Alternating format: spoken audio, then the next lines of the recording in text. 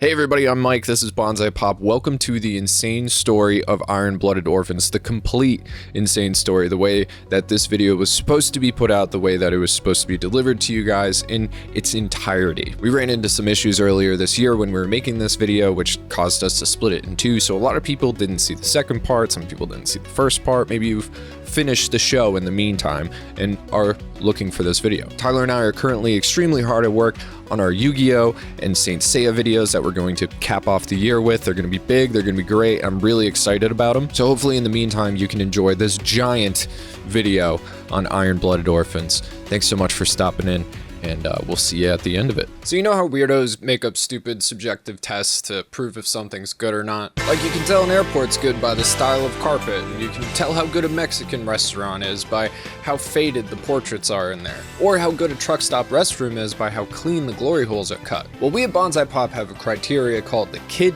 Dies Test. And no, it's not what you think it is, unless you think it's us judging how good an anime is by how much kid dies happens, because that's actually what it is. And Gundam Blooded Orphans is Kid Dies the Anime. The full title is actually Mobile Suit Gundam Blooded Orphans. These kids are The subtitle is put in like ant-sized text so it doesn't obscure the rest of it. Just, yeah, whatever, don't look it up.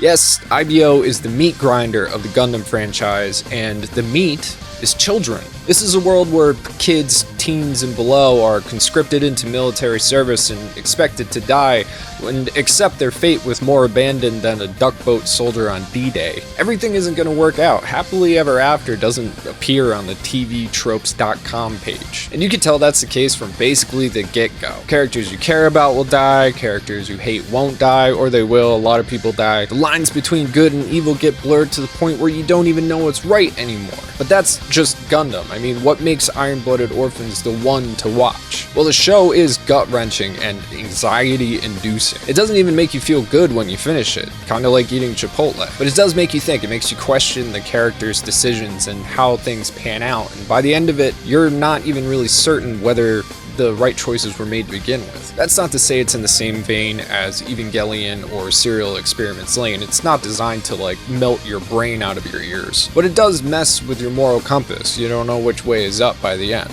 Some call that exceptional storytelling. Therapists call it existential crisis. And of course, at its core, this show is a commentary on the nature of war, the exploitation of children, and the gray areas of morality that those two end up creating. It's also an incredibly bloody mech battle anime that hits hard and it hits often. But again, that's kind of Gundam. But Blooded Orphans is a show exclusively about child soldiers fighting for their right to even exist. It's headed by a group of children who are abandoned by society and government alike, who claw their way up from the abuse and the malnutrition and the exploitation to universal acceptance, of course through the ties and trust of their chosen family. This is Blooded Orphans. Let's get into it.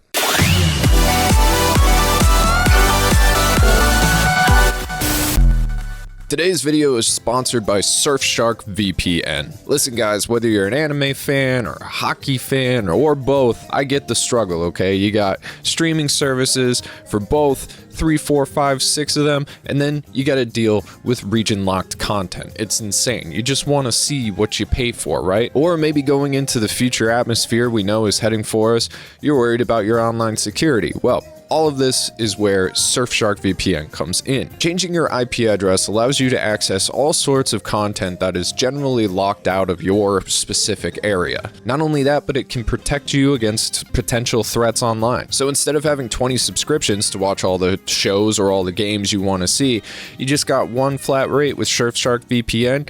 You're saving money. I talked about the internet security a little bit. It's going to be something that's very important moving forward. Well, Surfshark protects you on public Wi-Fi. On top of that, they have an alert feature that notifies you if your data has been leaked. With over 3,200 servers in over 100 countries and unlimited device connections, you're protected wherever you go. So click the link in the description, use the code Bonsai Pop for 86% off plus 4 extra months free, and you get a 30-day money-back guarantee. Get Surfshark VPN, get all those games unlocked, get all that anime you can't watch because you live in Kentucky, and protect yourself and your data in the process. It's 2024, guys. Everybody needs a VPN, and we hope that you will choose Surfshark through us. And thank you, Surfshark, for sponsoring this video.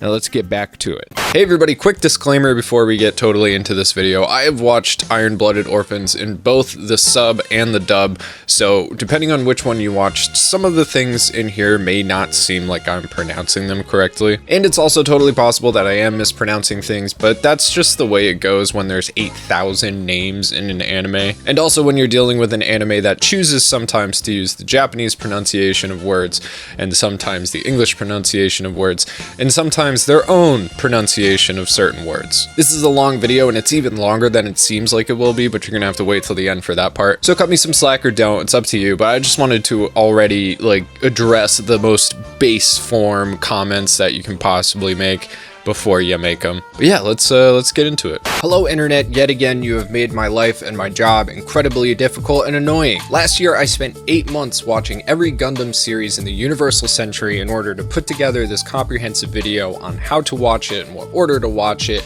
and what shows were the best out of all of them, which ones were necessary. And I made the mistake of asking you guys which one of those shows you wanted me to cover specifically. And I thought, I don't know, maybe you'd pick one of the fucking shows I talked about. That would make my life easy, right? I've already watched them all, so I get to do an easier episode diving into one of those series specifically. But no, you guys didn't want Stardust Memory, you didn't want Mobile Suit Zeta, you wanted Blooded Orphans. Overwhelmingly so. And for those of you who aren't specifically Gundam nerds, Blooded Orphans doesn't exist within the Universal Century timeline. It's not even in the Future Century timeline. It is all the way down here in the post-disaster timeline. And it's the only show in that timeline, meaning I knew absolutely nothing about it, and it is just another one-off spin-off. So 1 year, 50 episodes, and a minor concussion later, here I am to talk to you about Blooded Orphans. You're welcome. Blooded Orphans starts just like every Gundam. About 15 minutes into it, you pause the show, put your head in your hands, and your partner walks in on you wondering if you're okay. Yeah, I'm fine, babe. I just started a new Gundam. There's like 20 characters and 5 different political factions, and I can't remember any of their names. But don't take my debilitating brain aneurysm at face value. Blooded Orphans is anything but a regular Gundam. The story begins on Mars, where a group of young orphans working as soldiers for Chris Guard Security, or CGS, are given the simple task of protecting a young aristocrat named Kudelia Ina Bernstein. Kudelia is the most prominent figure in the Martian independence movement, and she's seeking safe passage to Earth in order to negotiate with one of Earth's economic bloc leaders for Mars's autonomy. Simple, right? Not. You think there isn't a dickload of backstory that goes into those relatively complex political goals I just mentioned? This is a Gundam series, you idiot. We have literally centuries of lore to cover before we even get you to the first episode. So first off, it's year 323 PD, which you might think stands for Penguin Disco or Pansy Delosi, but actually means post-disaster. So obviously the first question you're going to ask is, what was the disaster? And the answer is a calamity war that happened over 300 years ago, you dummy. Should have learned this in history class. Now it's this vague, not fully explained near humanity ending conflict that gave rise to AI-run, fully autonomous mobile armors and human-piloted Gundam frames made specifically to combat them. So as you might expect, humanity was fighting each other as they are wont to do because we are in sci-fi robot land. They designed mobile armors as a way to fight remotely. However, the AI, which was originally designed to only target soldiers, eventually evolved, went rogue, and expanded its targets to include all of humanity.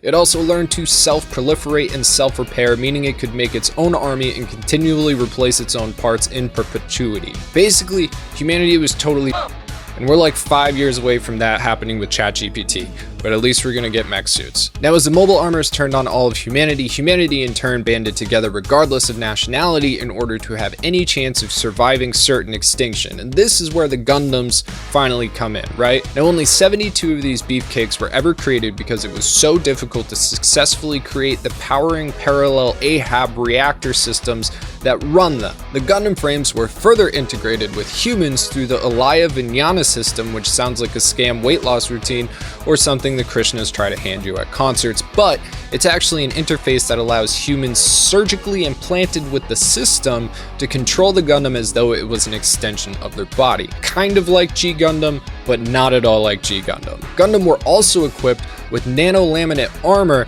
which is a special type of protection specifically designed to resist the mobile armor's beam weapons and other projectiles. This armor is the strongest that man has ever made. Regular ammunition basically does nothing to it. It's also paint. It's literally a coat of paint, and it chips off and you have to repaint it. I'm not kidding. But it's really important paint because these AI mobile armors managed to get their hands on it and replicate it. Now they're even more impossible to kill. How will we ever save the human race? Introducing Dainsleep. Sound familiar? You might have seen it in Final Fantasy Type O or Genshin Impact or one of the many Castlevanias or Black Clover or Bloodstained Ritual of the Night or High School DxD. Point is, Dainsleep is historically a mythological Norse Viking sword whose name has been used by a billion different franchises for cool magical swords. In Blooded Orphans, it's a railgun. But it's not just any railgun.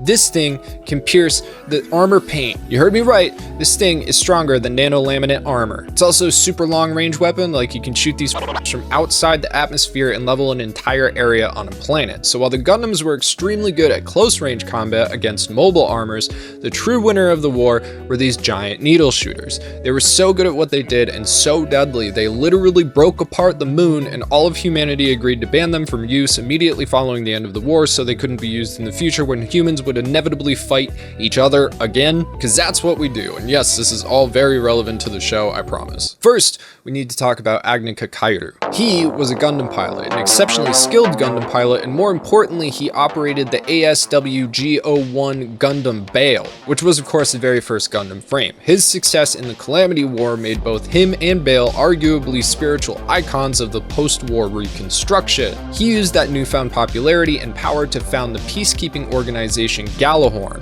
The organization was founded and run by the Seven Stars, the families of the 7 Gundam pilots who fought alongside Agnika, and continues to be run by their descendants to this day. Nepo babies, all of them. Now there are more Gundam frames that couldn't be recovered, but Gjallarhorn destroyed all their cockpits in order to keep the Alaya Vijnana design from being recreated. Post-war, it also became extremely taboo to implant the Alaya Vijnana system into anyone else, rendering it nearly impossible for anyone to use any Gundam frame they might happen upon, and definitely impossible to operate one at full power. That meant that the newly formed Gjallarhorn had massive military might over everyone else and was able to keep any newly formed factions in line under said power. Newly formed factions like the 4 new economic blocks of Earth, which is Arbrow, the Strategic Alliance Union, SAU, the African Union, and the Oceanian Federation. Said economic blocks are still around 300 years later, and in present day, Kudelia Ina Bernstein is on her way to negotiate with the Prime Minister of the Arbrow bloc,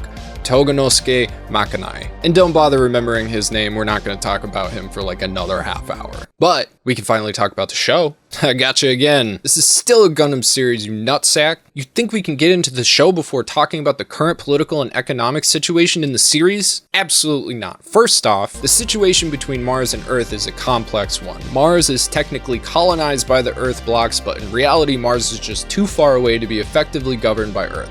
Instead, it's essentially governed by the Gjallarhorn Mars branch. Now that doesn't mean much in terms of civil laws, bodily autonomy, or anything you'd expect from a governing body. What it does mean is that the exports are heavily regulated, specifically half metal, a natural Martian resource that is an essential and main ingredient in things like mobile suits and nanolaminate armor. Because this resource is so heavily regulated, Mars can't sell it to the Earth blocks for what it's actually worth, so Earth is stripping Mars of its primary resource and export while barely keeping the majority of the population of its own planet above the poverty line. This is classic colonization economics and always what starts shit in Gundam series. Now the lack of any actual government also created an indentured servitude style labor force from the sales of orphan children into the workforce. These children are called human debris.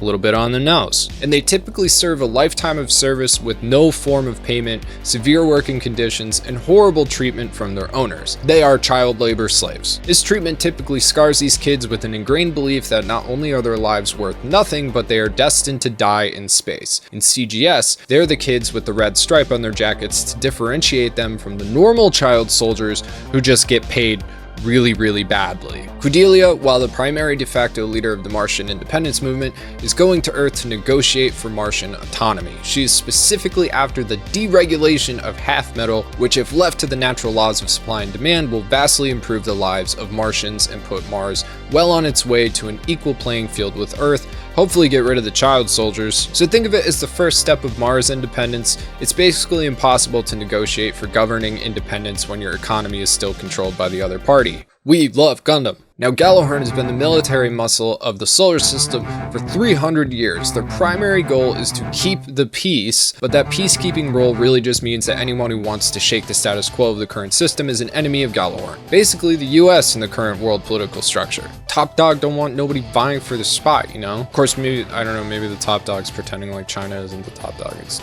hard to say. So since Earth currently is dependent on the Mars colony for their half metal, Kudelia's mission is a threat to their peacekeeping. So if they can stop Kudelia from ever reaching Earth, it'll be a heavy blow to the Martian independence movement, no negotiations will occur, and their precious status quo will be maintained, and Mars will continue to have child slaves. And since Earth is the primary power in space, they don't necessarily feel the need to follow all the rules in order to get what they want. Now there's one more major player in the political and economic spaces of this universe. Teiwaz is a giant business conglomerate based in the Jupiter sphere and has a number of subsidiary groups working in massive range of businesses. We're talking heavy industry, construction, manufacturing, wholesale and retail trade, financing, medical care, private military work, transportation, you name it. However, it is run in a similar style to the Yakuza, including customary sealings of bonds between members by sharing sake and thinking of those bonds as family ties, not business relationships. Teiwaz is big enough and powerful enough that even Gjallarhorn has to give them some respect and leeway when it comes to their members. So you got the 4 Earth economic blocks that are profiting off of Mars's resources, but are also completely dependent on them. Gjallarhorn, the space peacekeepers, who of course are overextending their reach and dominance to the detriment of Martian society, and the Martian independence movement, who is being headed unofficially by Kudelia, who has been named the Maiden of Revolution. And in the middle of this giant political mess, there is a small Martian paramilitary unit called the CGS. More specifically, their 3rd Army Division, which is comprised completely of child soldiers and human debris. Now we can get to the show, for real. So Kudelia has specifically asked for the 3rd Army Division of CGS to accompany her to Earth so she can, quote, share the pain of the child soldiers who work there. Definitely not exploitative or whatever. She arrives and is greeted by the 3rd Division's Captain Orga Itsuka, as well as 3 of the other primary members of the group, Biscuit Griffin, Eugene Stark, and Mikazuki August. And shit starts hitting the fan almost immediately as Kudelia's father has completely sold her secret plans out to Gjallarhorn, and the Mars Division commanding officer intends to capture or kill her before she ever leaves the planet. Now, as the attack on CGS begins, the 3rd Division is thrown on the front lines while being told the rest of the organization will flank and attack from the back. But that is a absolute lie. The adult units and president of the organization are taking the money they have and fleeing the battle while using their child soldier team as a diversion from the escape. Essentially, Orga and his team are left to die defending Kudelia, who is also likely going to die. Now, I've neglected to mention one unique and important aspect of Orga's team. Many of them have Alaya Vinyana implants. It is a requirement for any child joining CGS, and the surgery is forced on any human debris. Now, how is that possible, you might ask, right? Gjallarhorn destroyed all traces of the system in order to keep its design a secret. Well, it's never fully explained how the technology was leaked to the outer spheres, but the version these kids have is not complete.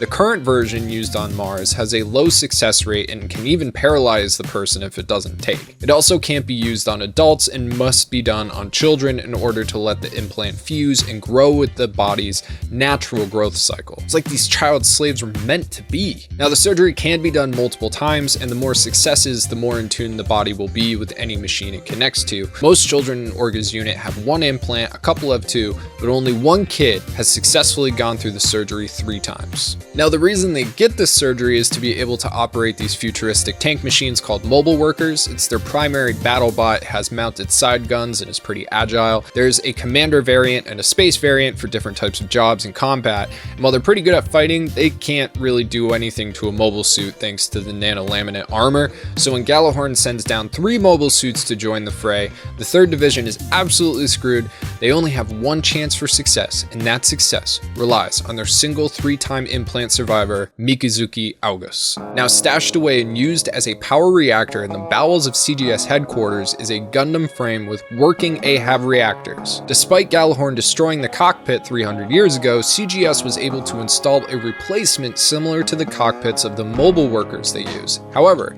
this is the first time it's ever been tested for actual combat, because of course they need it, the mobile workers aren't doing anything against these mobile suits. So just before the 3rd Division is about to be overwhelmed and wiped out, Mikazuki emerges from the ground and completely overwhelms one of Gjallarhorn's mobile suits. Gundam Barbatos is back in service. And yes, it is Barbatos, it is not Barbatos. As you could probably tell from the other Gundam called Baal, these Gundams are named after the 72 demons of King Solomon. It's a whole thing. You'll see it in other anime too, as well as like Magi. Anyway, Mikazuki is able to repel Gjallarhorn's attack, and the adult leaders and other divisions of CGS return to the base. However, the 3rd Division has not forgotten how they were left to die, so these kids perform a coup d'etat, and the 3rd Division rebels against the adults to take control of CGS, renaming the group to Tekkadan, the Iron Flower. And this isn't like a cute coup d'etat, this is like bullets in the forehead coup d'etat. Bullets from kids. Now Orga becomes the leader of the company with Eugene as second in command and Biscuit as the primary advisor. Mikazuki is essentially their secret weapon and primary firepower. His abilities and skill with Barbatos are unmatched thanks to his innate skills in triple implant, despite connecting with the machine having some negative effects on his body. For instance, the first time he connects, his nose begins to bleed, and as he accesses more and more of Barbatos' power, his body will suffer further and further, again, just like eating Chipotle. Now with the company reorganized and fully run by these competent children, they recommit to the mission of getting Kudelia safely from Mars to Earth. The only problem is, Gjallarhorn controls the paths to Earth. It's a bit weird, right? Space is kind of big. You think you'd be able to like sneak past them, but apparently this is kind of a big deal. So now Tekkadan needs an alternative route and someone who can guide them. Now luckily there is another organization with their own routes between Mars and Earth, the Tewas. The problem is that there's no way to get a hold of them directly. You need an introduction from somebody already in Tewas in order to do business with Tewas. So the kids end up fighting the Turbines, which are one of the primary subsidiaries of Tewas, impressing their leader Naze and getting an introduction, joining Tewas, and having the Turbines escort their ship along the Tewas path to Earth. And that wraps up about the first 10 episodes of Season 1 and offers a solid stopping point before getting into the rest of the series. And I want to stop here because while we've gone over the history, how Tekkadan gets started, and the overall plot of Get the Girl to Earth, we've heavily neglected the most important aspect of the show, which is the characters. You know what they're doing, but we haven't gone into detail as to why they're doing it, what's their motivation, what are their goals, what drives their desires. The real intrigue and depth behind Blooded Orphans comes from how these kids deal with the absolute shit hand they're dealt and succeed despite all of the odds against them. Most importantly, we need to talk about Orga and Mikazuki. These two carry both the show and Tekkadan on their shoulders. Besides Orga's insane I gel all my hair except this one long guy haircut, he's an exceptional leader whose primary goal is to put the newly named Tekkadan on the map. He's heavily burdened with the immense responsibility of both guiding and protecting his comrades and is adamant in his pursuit of creating a better life for them. You see, the true goal of Tekkadan is to eventually stop existing, right? To stop fighting, because hopefully these kids can get a job where they don't have to. The current political system and economic status of the universe doesn't allow that though, so Orga's entire long-term plan banks on carving out a place for his crew that is safe from the violence they must go through now. He's a gifted strategist, often outplaying Tekkadan's enemies with planning instead of just brute force, but he also understands that for his dream of a safer and easier life for his crew to become reality,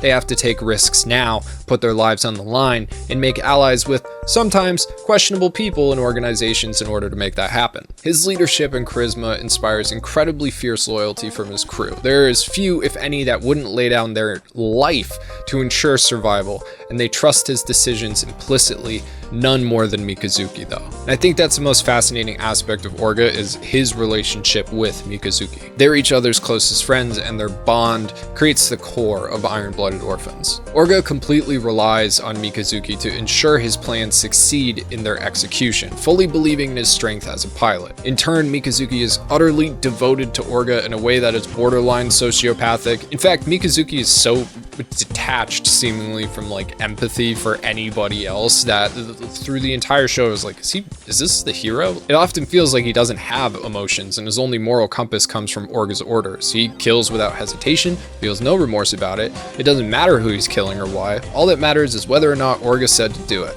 In a way, this makes him the perfect soldier, right? A fighter that will never hesitate and always obeys orders without questioning them. However, after completing the entire series, I don't think that Mikazuki is actually a sociopath. His loyalty goes deeper than just Orga, and you can see emotion bubble up from deep down when certain events trigger them. His moral ambiguity is purposeful and impactful because this world is so harsh and unforgiving, especially for him and his friends. There's very few truly good or truly evil characters, because it's Gundam, but there are many shades of gray depending on your point of view. Mikazuki is the apex of that moral ambiguity. He doesn't view good or evil, he only sees friends and enemies regardless of intention. And that's a difficult pill to swallow when he is more or less the main character. When your kill or don't kill decisions are friend or not friend, your morality is basically non-existent. You're living in a black and white world. And when you add the fact that friend and not friend is defined by somebody else, in this case Orga, Mikazuki leaves you with a special sense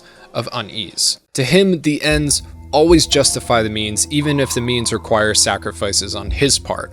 Both Orga and Mikazuki grew up in the slums of Mars, and it's obvious their rough upbringing has rubbed off on their personalities today. Mikazuki is emotionally a brick wall, and Orga is desperate to ensure his team will have a better life down the line and will never return to that poverty that both of them came from. They make their decisions for their chosen family to ensure their safety and happiness, even though they ironically, a lot of them die. But the idea of family is another important theme in this show. Very few of these kids actually grew up with a family, and basically none of them have anywhere to return to. Tekiden is all they have. They rise or fall with this organization. And that of course puts so much more pressure on Tekiden to succeed. It's not just a job, it's survival. But you can see that pressure turn into determination, but also sometimes desperation from Orga and Mikazuki specifically. Now, Kudelia is adopted into Tekiden's family over the course of the show, but she's initially quite naive and idealistic. She's grown up incredibly privileged and sheltered, and you get just a glimpse of her house at the beginning of the show,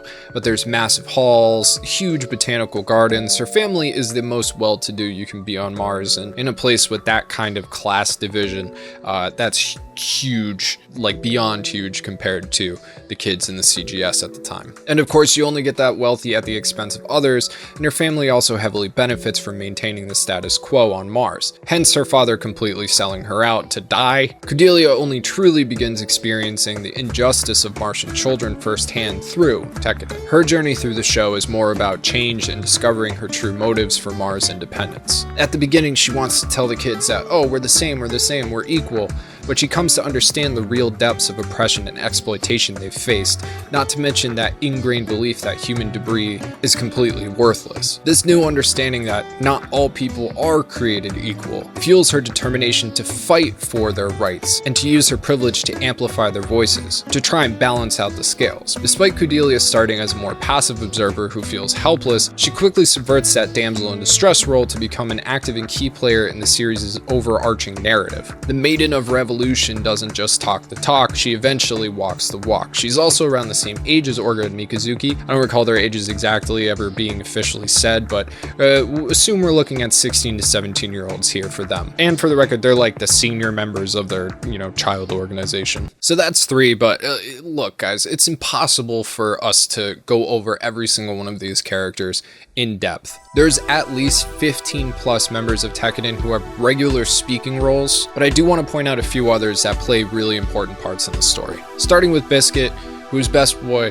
Love the Biscuit. He often acts as Orga's moral compass to keep him in check and doing what is right for Tekiden. If Biscuit thinks whatever plan is the right thing to do, it typically is. Orga relies on him to make sure he doesn't go too far, push the group too hard, or order something that is unreasonable or just straight up morally wrong. He's a secondary character, but probably the most important one of the series, as we'll see later on. And he's also one of the only kids with a family on Mars. He has 2 sisters named Cookie and Cracker, and that's adorable. Another exceptionally important character is Atra. She's a friend of Tekiden, comes on as their cook during their travels, and has a close relationship to both Mikazuki and Kudelia. She simps for Mikazuki and has for a while, and initially sees Kudelia as romantic competition, but as the three get closer, she discards that jealousy and instead hopes that the three of them can be a family down the line. She even makes matching bracelets for all three of them to wear to symbolize that connection. And she represents an important and often overlooked aspect of war, right? The people who are waiting for the soldiers to come home, who do the grunt work like cleaning and making food, and have to accept that there might be a day when the person they love never comes back. She is a constant on the Tekiden ship and gives Mikazuki someone exceptionally important in his life to protect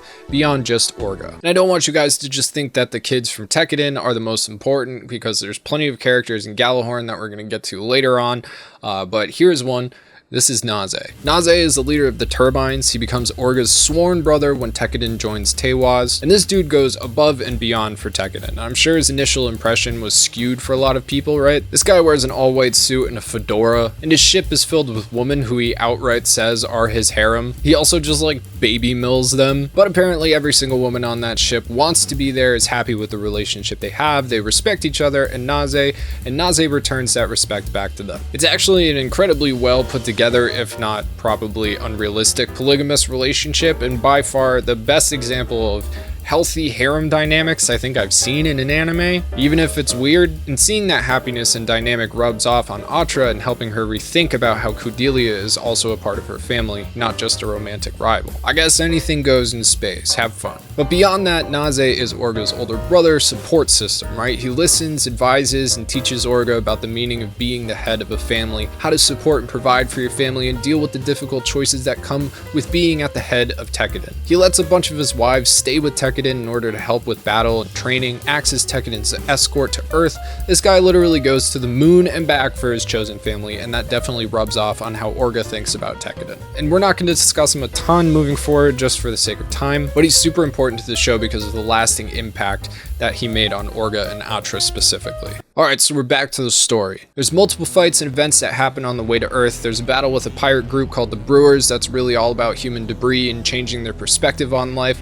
There's a stop at some other Earth colonies called the Dorts that are just about to start an uprising against the government for equal rights, and this obviously affects Kudelia as she sees that Mars isn't the only place being oppressed by Earth and hardens her resolve to help oppressed people everywhere. She's a regular Mother Teresa if Mother Teresa wasn't a horrible person. Now, in the middle of that uprising, there's also an assassination attempt on Kudelia's life, and her maid, who is kind of a double agent, but not really, at the last second dies. There's a lot of struggle and turmoil and death on the way to Earth, enough that Tekiden has a full-fledged funeral for the numerous deaths of their comrades. Eventually, Tekiden and the Turbines do make it to Earth, only to find their path blocked by the Outer Earth Orbit Regulatory Joint Fleet. The ORGIF is too long of an acronym and a stupid name. It's also a stupid fleet led by a stupid woman named Karta Issue. Now, they're just another branch of Gjallarhorn, and I know I've basically left them as a faceless organization so far, but that's about to change. Karta is annoying and has these red eye line things that are dumb, and she's dumb, so I guess it fits. Her entire fleet is viewed as just a big show without any real power, kind of like the TSA, and honestly, that's the best analogy I can make because Karta acts exactly like a TSA agent who's drunk on their tiny bit of fake power. She's way too big for her britches, and her family is one of the 7 stars, so her entire fleet respects her just because, you know, Nepo baby. She really shows no skills to back up or earn that respect, and Tekiden absolutely wrecks her and her fleet as they come into Earth's orbit. But let's talk about Gjallarhorn. There are 3 other primary members we haven't gotten to yet, right? We got McGillis Farid, Galio Baldwin, and Ein Dalton. God, there's so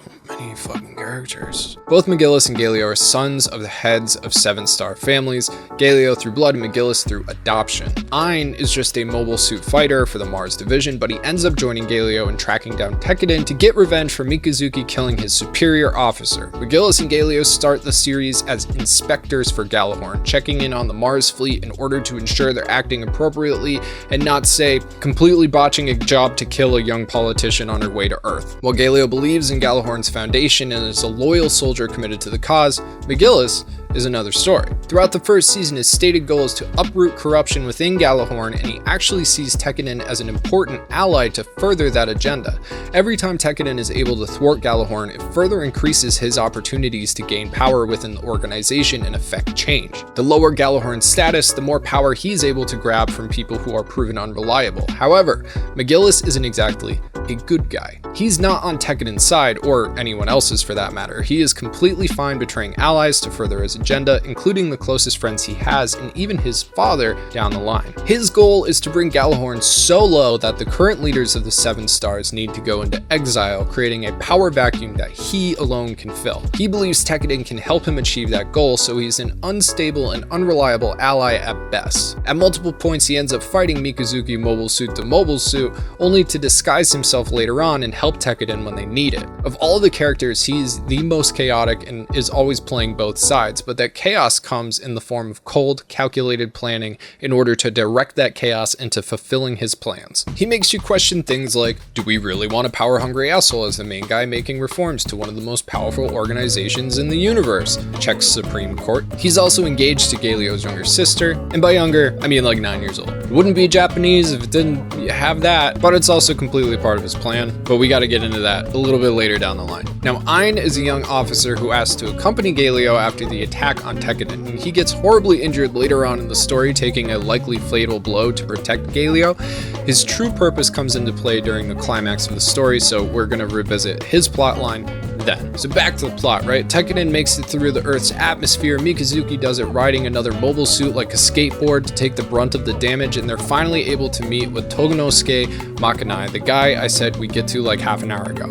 He's got a super cool anime beard and kind of this grandfather-esque feel to him, but he's also very blunt when he needs to be. Kudelia finally gets to sit down and discuss deregulating half metal with him, and he's totally for it. There's just one small problem though. This guy is no longer the Prime Minister of Arbrow. In fact, he's currently in exile after being forced to resign his post due to alleged corruption charges. Now, I'm pretty sure those were trumped-up charges, but the fact remains that he has zero power at the moment.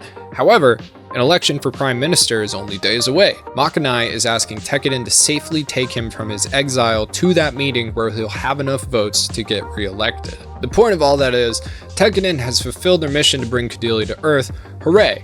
Technically, they're at a crossroads here, right? So they can go back to Mars if they want to, if Gjallarhorn will let them. Spoiler, they won't. Or they can take on a new job on Makanai's request and help him get to the election meeting. Orga decides that it makes the most sense for Tekkadan to proceed forward instead of going home like little bitches. They don't have a safe way back home anyway after humiliating Carta as badly as they did. She's not going to take that embarrassment sitting down. Plus, if they can get Makanai to that meeting, it'll make Tekkadan a household name for beating Gjallarhorn single-handedly.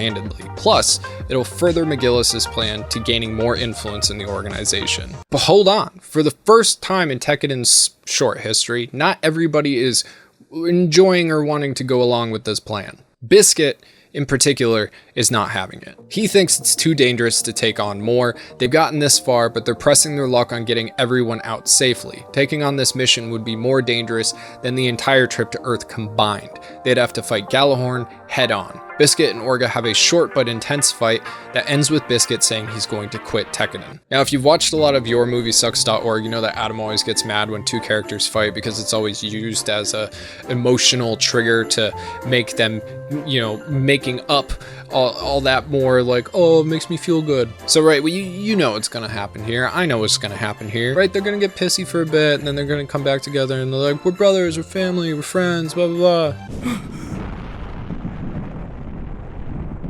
Biscuit! Well, shit. So while the two are planning on talking it out, they gotta put their conversation on hold as they are suddenly attacked by Gjallarhorn out of nowhere. It's Carta issue again. She's butthurt Tekkadan beat her fleet so badly.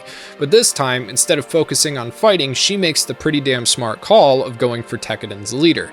Biscuit is driving the mobile worker Orga's commanding from, and in a last-ditch effort to save his life from Carta's faster and stronger mobile suit, Biscuit literally chucks him from the mobile unit, saving Orga and sacrificing himself in the process. And I'm gonna be real, man, this death That one hurt. Biscuit was the heart and soul of Tekkadan. Now don't get me wrong, a lot of people have already died in this show, and we've skipped over them because they aren't totally or weren't totally essential. But Biscuit is pretty central. And more than just that, I'd argue his death affects the entire rest of the storyline. He's part of the core circle of Tekkadan, and he was just arguing with Orga about how it's getting too dangerous. And like I said earlier, Biscuit is usually right, and today, obviously, was no different. It got too dangerous and somebody died, and it was him. His death is a very harsh reality check for the members of Tekkadan. They know how risky it is to keep going now, but they really have no other choice. It's kill or be killed. They either succeed or die. But potentially, even more importantly, Biscuit was the balance to Orga's recklessness. He was a voice of reason when their plans got too iffy, and that voice is now gone. There's no one left in Tekkadan at a high enough level to really challenge Orga's decisions where he might listen to them, and I think that heavily plays into the events of Season 2. And you can see just how affected everybody is by Biscuit's death just a couple scenes later, right? Tekkadan is traveling via train to Edmonton, where the election will be held, and they got stopped by fucking Carta again. This time, she only shows up with 3 mobile suits offering a duel in place of a battle, and before she can even get the words out of her mouth, Mikazuki is on them and absolutely crushing them in anger. His voice is calm and monotone, scary, but you can see the crazed, burning hatred in his eyes. That devotion to his team comes through loud and clear when he says, quote, "I don't care who the hell you are, because right now you're my enemy. That's all that matters." Like I said before, his thoughts, just straight black and white. You're either with Tekkadan or you're against them. Again, is this the hero? Carta is rescued though thanks to Galio showing up and fleeing immediately with her completely insanely wrecked mech. But it's too little too late. Carta dies before he can get anywhere near her. During this fight you can also see just how far Mikazuki's piloting has come. The other mechs move as expected like machines. Barbatos moves like a living, breathing organism. It's almost graceful in a way, but it's very unsettling. You can feel Mikazuki's anger getting expressed through Barbatos's near supernatural movements. So, Tekkadan finally arrives outside Edmonton with mere days left before the parliamentary meeting, but the city is locked down by Galahorn's forces. Makanai's rival, who I'm sure has a name, but she's so minor I just don't care, has made an agreement with Isnario Farid, McGillis's adopted father and one of the 7 stars of Galahorn. Their collusion to keep Makanai out of the city until the election is held will grant Galahorn more power within the Arbrow block if it succeeds. So we're at the climax of Season 1 now, Tekkadan versus Galahorn in a deathmatch as Tekkadan desperately tries to find a way to get Makanai to that re-election meeting.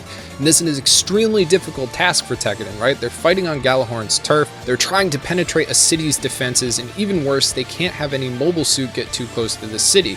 The Ahab reactors the mobile suits run off fuck with electricity, so they have to keep the suit battles far enough away to keep the electronics working so the meeting can still be held.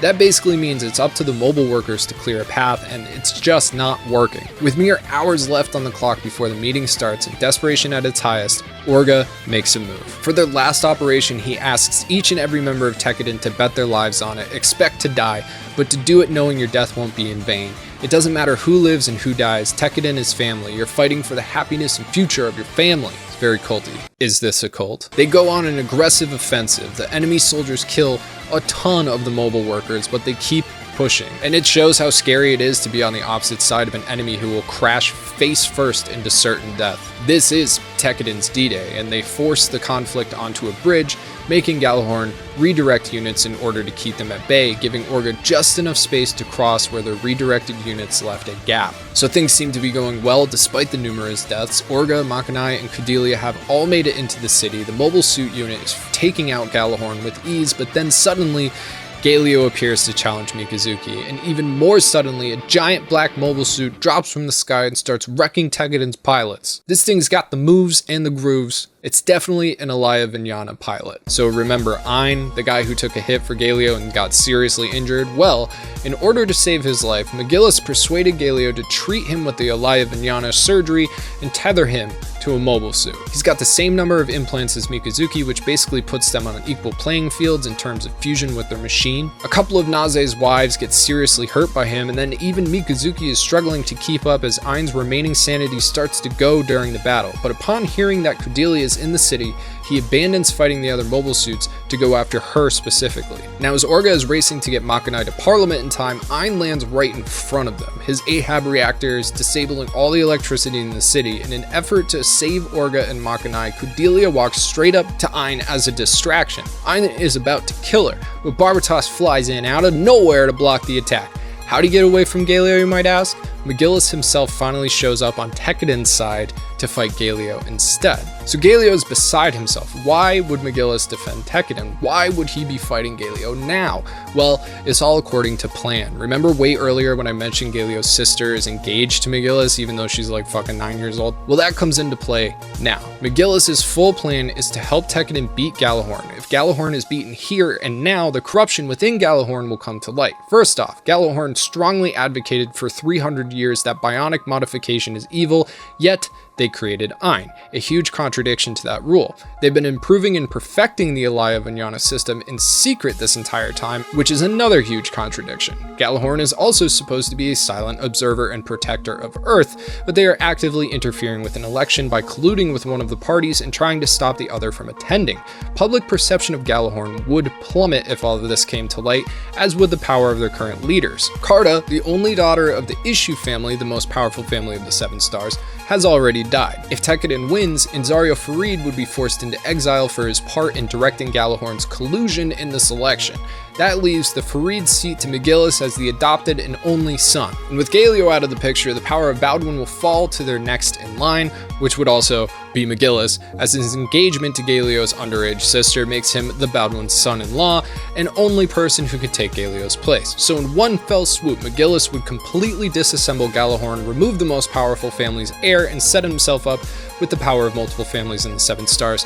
I don't understand how people manage to write this shit. That is a lot. And in a lot of ways, McGillis is totally correct. Gjallarhorn is not practicing what they preach. He's not the primary cause of corruption in Gjallarhorn, but he's definitely purposefully exacerbating it by manipulating Galio into having the Elia Vignana surgery done to Ein. It's a huge attempt at a power grab, but all perfectly legal in terms of his position within the families in Gjallarhorn's structure. As long as he can get away with killing Galio, that is. Speaking of, he completely wrecks Galio, stabbing his mech right through the proverbial heart. So Galio is now out of the way, Karta is out of the way, the path is opening up for McGillis' rise to power. All that needs to happen now is Makanai getting elected and Mikazuki beating Ein. Now when we do switch back to that fight, it's obvious that this is the toughest opponent that Mikazuki has ever faced. Like I said, Gjallarhorn has been perfecting the Elia Vignana system in secret, and it shows. Mikazuki is getting overwhelmed, overpowered, it's not looking good.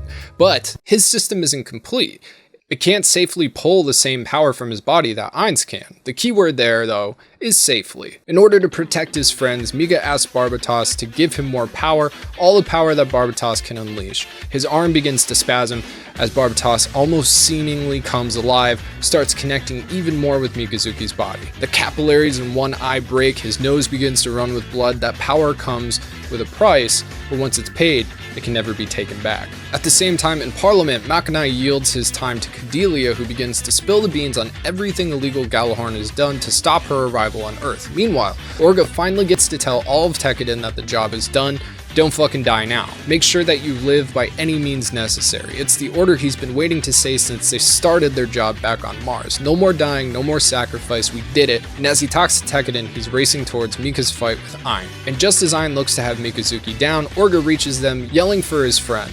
Hearing Orga's voice, it's like everything finally clicks together, and Mikazuki's power finally surges. His speed is increased, dodging the killing blow, and in one fell swoop slices off the arm of Ein's suit and pierces the cockpit. It's over. He finally understands how to really use Barbatos to its full effectiveness. Makanai is re-elected. A ceasefire between Gjallarhorn and Tekkadan is called. Makanai deregulates half metals from Mars after negotiating with Kudelia.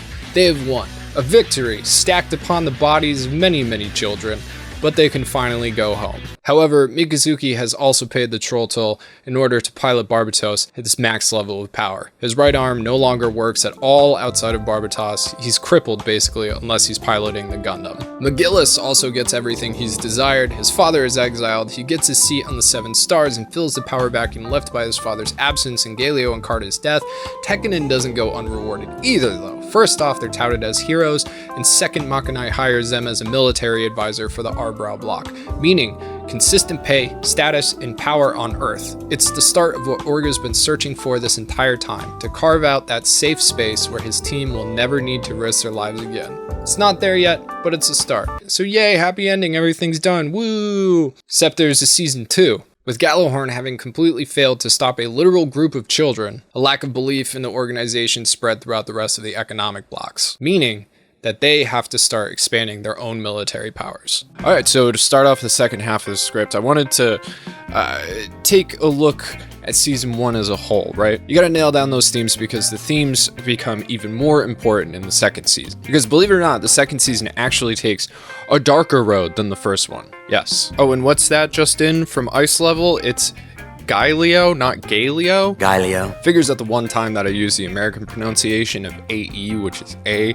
instead of the correct Latin pronunciation of AE, which is I get it wrong. 4 years of Latin class was mostly a waste. Oh well, I'm not re-recording it. So anyway, season 1 is really just sewn together with the strength of chosen family bonds. It's the winning formula that pushes Tekkadan to deranged and often terrifying levels of self-sacrifice and recklessness in their fighting, but that is the thing that terrifies their enemies, that brutality which comes from protecting your family. Tekkadan is so much more than a group of kids who happen to work together. It's a community founded on the principles of trust, support, and acceptance of their members, the struggles they go through, the sacrifices they make, and the dreams they have for the future.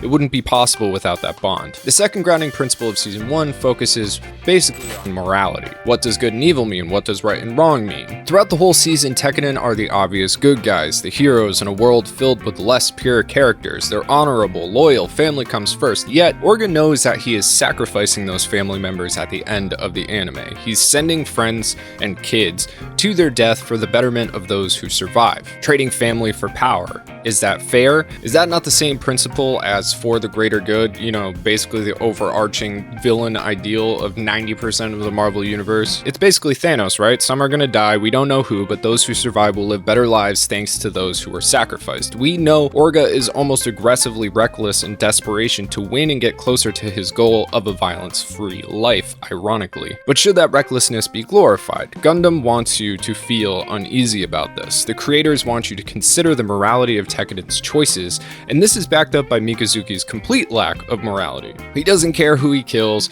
no regret, no remorse, and this is the main hero of the story. Is he really a good person? Is he someone worth looking up to or rooting for? I mean, think about his character if he was on the other side of the coin. Wouldn't he be considered like super evil for his complete lack of empathy and morality? These questions are further expanded in season 2. And you can say for season 1 that Tekkadan is, you know, more likable and the underdogs, which makes their win in season 1 enjoyable. That said, the story isn't over yet. But before we get back to the story, I do want to talk about, kind of the most important thing in a Gundam series that brings people into the Gundam series to watch that Gundam series, and that would be the Gundam. Barbatos and the Gundam frames are unique to this universe in their control and design, but Barbatos is pretty unique amongst all main Gundam. And it's mostly because of this. This is Barbatos' mace, its main weapon. And I'm not going to go into all the systems and upgrades the Gundam frame gets before turning into Barbatos Lupus. By the way, Lupus means dog in Latin. Well, it actually kind of means like more canine. Canus is dog in Latin. There you go, I got my 4 years back. But I wanted to point out the mace because I think it's the most important part of this Gundam. Because not only is it iconic, but it sets the tone for the entire series. Most Gundam are known for their heavy armaments, shape-shifting, speed boosters, laser blades, but Barbatos has a giant fucking hard-ass mace. Obviously, that's partially due to the nanolight armor being weaker to weapons like that, but look at it. A mace is a brutal weapon. They're used to smash, not cut. Having just recently smashed my face into the concrete and also having cut the tip of my thumb off in the past, I can definitely say that I would rather be cut than have a blunt force injury. A weapon that smashes can cause epidermic lacerations, but those lacerations on your skin are from splitting from the pressure. The real damage is done internally. Internal bleeding, destroyed organs, crushed bones. Like I said, the mace is a brutal, nasty weapon that causes a brutal, nasty death. And this is for our main hero. I mean, not only is it cool, but it shows in one image exactly how brutal this series is. I think more than any other Gundam in the entire franchise, Barbatos single-handedly sets the tone for what this anime is going to be like. So now we could stop right here and say, Wow, that was a good anime. and die happily. Or you can proceed into season 2 and find out that there's no god. It's your choice. So, following the events of season 1, Tekkadan has established itself as a major player in both the Mars and Earth political scenes. And I almost feel bad talking to you guys about all this politics and background stuff, but then I remember you're Gundam fans and you love this, so, you know, enjoy. So the organization has entered into an alliance with Kudelia Ina Bernstein's new half-metal mining company and began expanding its operations and influence. They have a new Earth branch that fulfills their duties as military advisors to the Arbrow block, and they've expanded their number of members to include some new hires eager to join and fill the slots of those who died in season 1. And we could go into these new players, but honestly, very few of them have any significance, especially to the overall storyline. One of the reasons I think season 2 wasn't as well received as season 1 is because the new characters just don't feel as good as the original ones do. They're not as fleshed out. So for the most part, it's only the characters from season 1 that matter. The new ones do play a part in representing the theming within the story, but the characters themselves really aren't important. And I'm just talking about the Tekkadan newcomers. There's people in Gjallarhorn that come in season 2 that are more important. So, season 2, it brings in a spicy new slogan for Orga's vision of the future: the shortest path by any means necessary. I'm gonna say that sounds unhealthy. Just barrel through everything to get to this proverbial time of peace and prosperity. I'm sure that's going to work out great. But what it really means is far more risk, death, and more considerably questionable choices, to say the least. And we're not talking, you know, boxers or briefs here.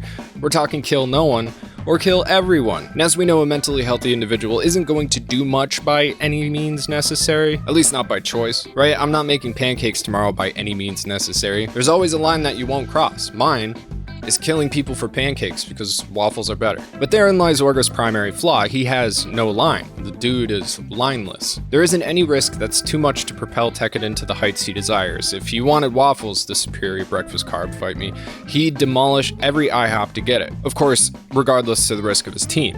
Maybe that's a bad analogy, but he wants to get there. Now, his do not cross parameter died in season 1, and that guy's name was Biscuit. So season 2 leads Tekkadan into a continued uneasy alliance with McGillis Farid, who's now one of the senior figures in Gjallarhorn. McGillis intends to launch a full-on coup against the rest of the organization's leadership and wants Tekkadan's support when that time comes. And why would Tekkadan join his side? Why would that be worth the risk? Well, it's because the reward offered is exactly what Orga wants. McGillis promises that when he's in charge of Gjallarhorn, he'll transfer the powers of the Mars division of Gjallarhorn to Tekkadan. Tekkadan would become the controlling force on Mars, the sovereign of Mars, with Orga as the quote-unquote king of Mars. And it's an offer the obviously power-hungry Orga can't refuse.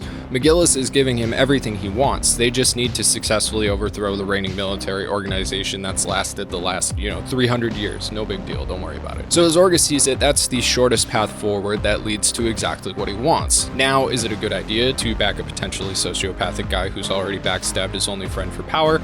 Probably not. And that's the exact type of thing Biscuit would have helped Orga avoid. And this is what I mean when I said Biscuit's death affects the rest of Blooded Orphans' plot. I don't think that Tekkadan would have been going down this road if he had survived. At the very least, there would be more discussion about whether this is the right call, whether they need that level of power, and what the consequences could be when trying to obtain that level of power, because it's not going to be given for free, As we've discussed many times, in order to get power, people need to die. But without Biscuit being around, that's not brought up because everyone else from season 1 is basically a yes man. Orga wants it, Orga gets it, his word is law. I mean, hell, he wants to become a king. Tekkadan is not going to stop, and they don't want to stop, and that cult-like pressure on Orga mixed with the lack of balance Biscuit provided is going to result in some really bad consequences down the line. Also, Orga now wears a suit and tie 24/7, the dude went full corporate. But actually, it's supposed to show just how official Tekkadan is now and how busy Orga is as the leader. He's got constant meetings and negotiations since Tekkadan is part of Tewaz,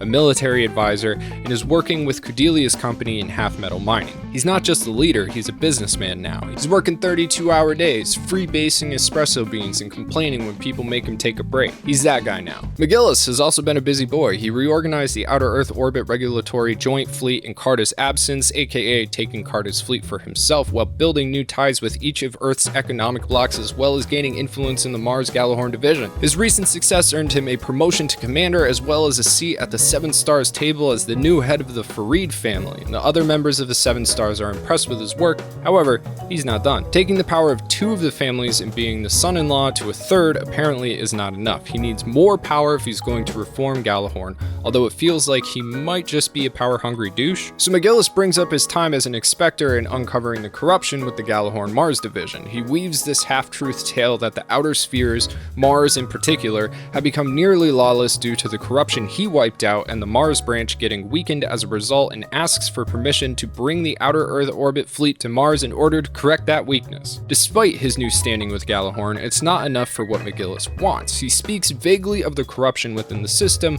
but what he really wants to do is dismantle the current way Gjallarhorn operates. Remember, he's adopted. The only reason he's standing anywhere near the top of Gjallarhorn is because someone in his adopted family happened to be good at fighting in mobile suits 300 years ago. Should the same families be in charge for centuries, or should Gjallarhorn be led by meritocracy and election?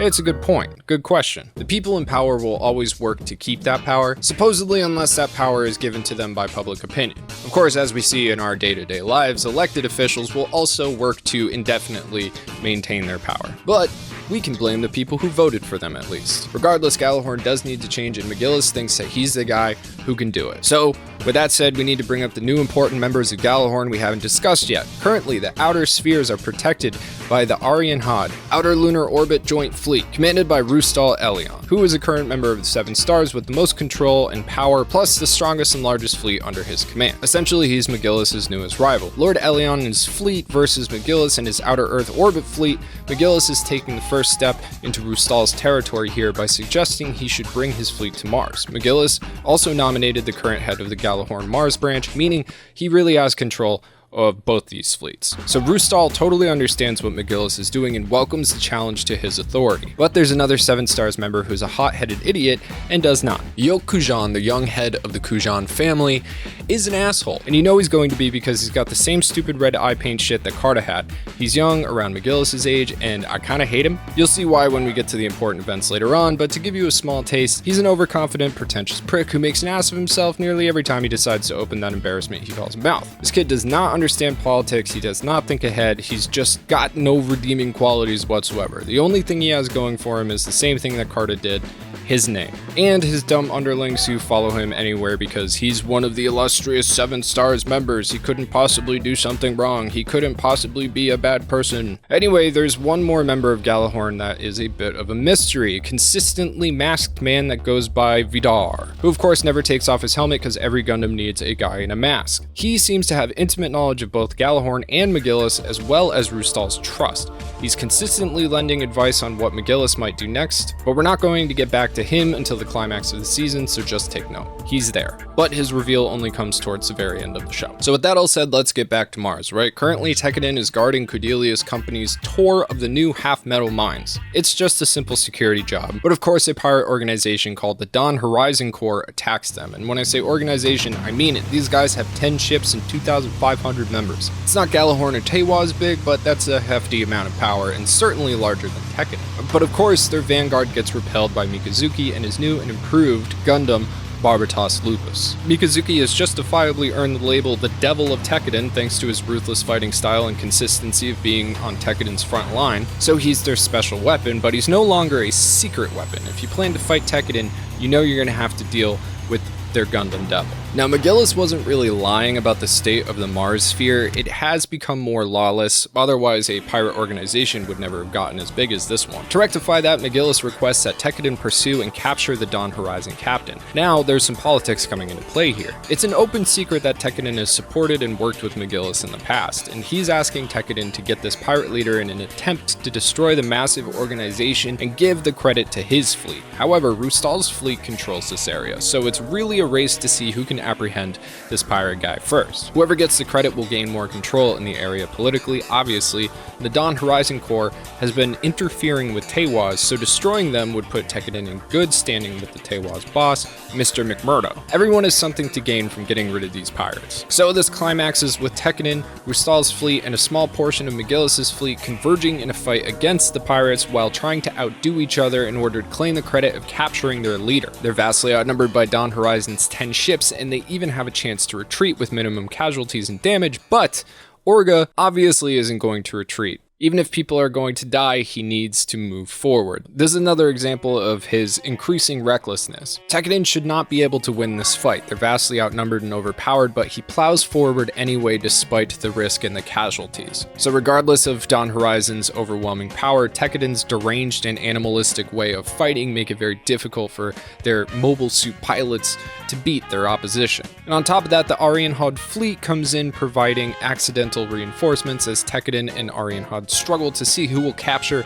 the leader of the pirates. And in the end, it's Mikazuki who finally beats him and takes him in, ending the fight. McMurdo rewards Tekiden for securing their transportation routes by giving Tekiden the largest half-metal mine on Mars to manage and operate. Not only will it be a huge moneymaker for Teiwaz and now Tekiden once it's fully built, but with Tekiden guarding it, no one would ever dare attack it. Teiwaz is rewarding their work while protecting their assets at the same time. It's a good deal for both parties. Again, I need to meet the guys who write these stories. Like, how can you have that many moving parts? But with all that said, not everybody in Teiwaz is super happy about Tekiden quickly rising in the ranks. Orga's lack of political savvy and reckless abandon towards using force in order to solve all of his problems, plus his alliance with McGillis, has earned Tekiden some new enemies.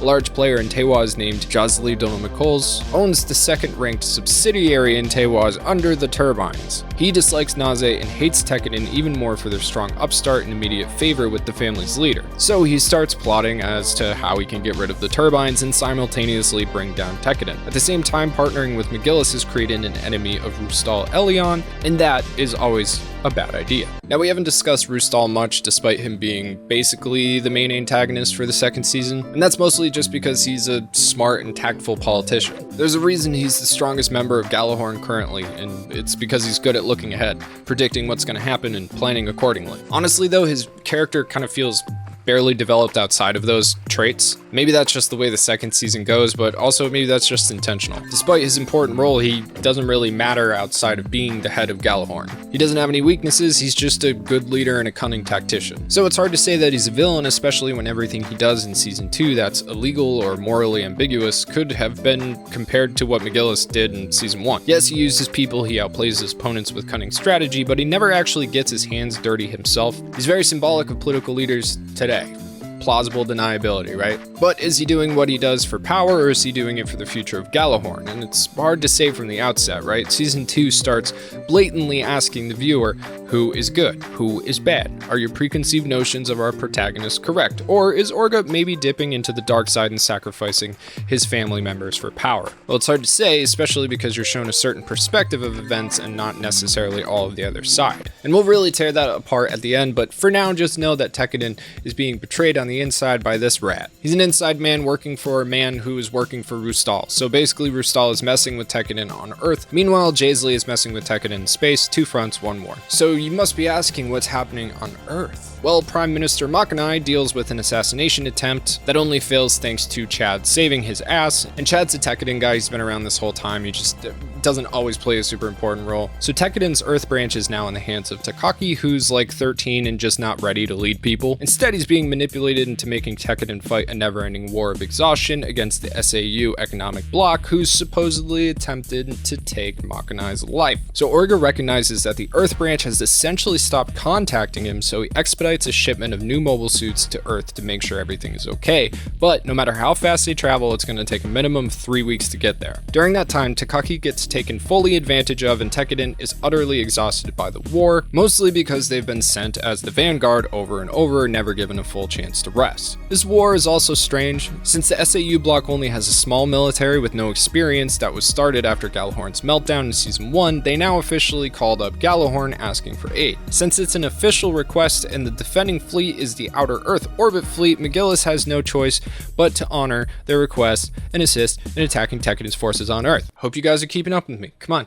You know what's going on. So while McGillis has made an alliance with Tekkenen's HQ, he's currently giving aid to their attackers out of pure obligation. SAU's forces with Gjallarhorn are matched with Arbrau's forces in Tekkenen. Both sides have an experienced player and one with basically no training at all. It keeps the war at a complete standstill, which is a purposeful standstill to draw out all of the strength and weaken Tekkenen and McGillis' forces alike, and eventually draw McGillis out onto the battlefield himself where he can be killed. Plus, this is the first armed conflict between economic blocs and their new militaries. The entire world is watching for the outcome. The longer it takes for a side to win, the more McGillis looks like he's a poor leader of his new fleet. Honestly, it's a genius play by Rustal because everybody in the war loses. It's like what America did with Russia and Afghanistan in the 80s. Meanwhile, he just gets to sit back and laugh and wait. So the team Orga sent to check on Earth finally gets there a month after the fighting starts, and yet they're not allowed to land thanks to the double crossing going on, right? Remember the rat? But they decide, fuck it, we're gonna go in anyway, we'll just go through the SAU instead of Arbrau, and at the same time, McGillis has had enough of the stalemate. If it drags out any longer, it's going to seriously impede his reputation, which means McGillis is going up against Tekkenen now despite their alliance. The problem is that Tekkenen's Earth branch has no clue about this. No one trustworthy has been in contact with HQ in a month, so they're about to try and kill McGillis, Orga's primary ally, which again is a fantastic plan. Here, Rustal's enemy is going to take out their only friend without even realizing it. But McGillis does realize that he's fighting Tekkenen and opens up a channel and asks if Orga ordered them to fight, which creates a moment of hesitation. The entire war feels kind of off, and it's been off the whole time. McGillis actually ends up killing one of Tekkenen's primary fighters while defending himself from them. But just as he's about to get killed, Mikazuki drops out of the sky and stops it all. The jig is now up. McGillis survives, and the war ends as the two sides realize they shouldn't have been fighting in the first place. The rat gets what he deserves for helping create this entire debacle, and we move on. Now back in the Seven Stars chamber, Kujan is placing the blame for the war at McGillis' feet. However, the other 7-star members are happier with how he minimized the damage from it, but with so many issues popping up on Earth, they're no longer all for McGillis taking his fleet to Mars when they might be needed at home. So, Rustal's plan worked. He cornered McGillis in his own sphere of jurisdiction. And with this veiled confrontation between McGillis, a full-on clash is not far off. But before we get to that, we gotta talk about this half-metal mine that was gifted to Tekkenen. So when Tekkenen began construction on the mine and started digging, they stumbled across debris from the Calamity War, which is pretty cool. It's another Gundam frame, as well as a smaller worker-type drone and a larger unit not shaped like a Gundam or mobile worker. Not knowing what they've stumbled upon, but now having strong connections in Gjallarhorn, which has documentation of all of the machinery used during the Calamity War, they ask for some information on what they've found. This sparks an immediate meeting between Orga and McGillis because their discovery is incredibly dangerous. Remember that all of the Gundam technology is supposed to have been like sequestered away or destroyed after the war 300 years ago. And since what they found is a mobile armor, McGillis immediately tells Orga to stop excavating, and they both fly to Mars in order to investigate it. Now this starts the second betrayal arc. McGillis and Tekkenen are both being spied on by Dono Mikkels. As soon as he knows McGillis is going to Mars, he forwards that information to Kujan as a gift to open up a relationship between them. Remember, the 7 Stars just decided McGillis and his fleet should remain near Earth.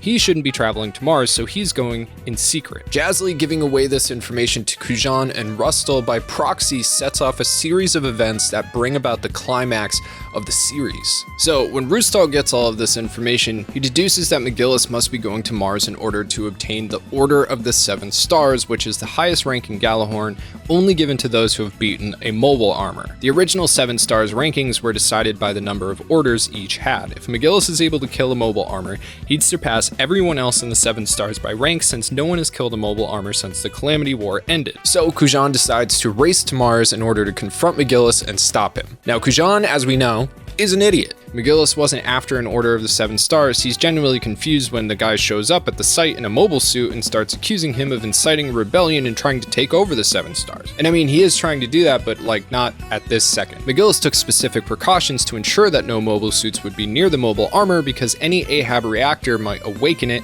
and that would be very bad. But here's Kujan stumbling in like he owns the place, and wouldn't you know it, he gets too close to the mobile armor, wakes it up, and his entire team gets wiped out trying to keep this thing and its subunits at bay so he can flee. So now there's a mobile armor on the loose, and it's self-repairing and back to Calamity War form, and it's on a path towards the closest civilization in order to start ripping people's bodies in half. You gotta remember, these things killed a fourth of humanity 300 years ago. This is a really big deal. These mobile armors have a very good possibility of destroying literally all life on Mars. And yeah, it's all Kujan's fault, like I said.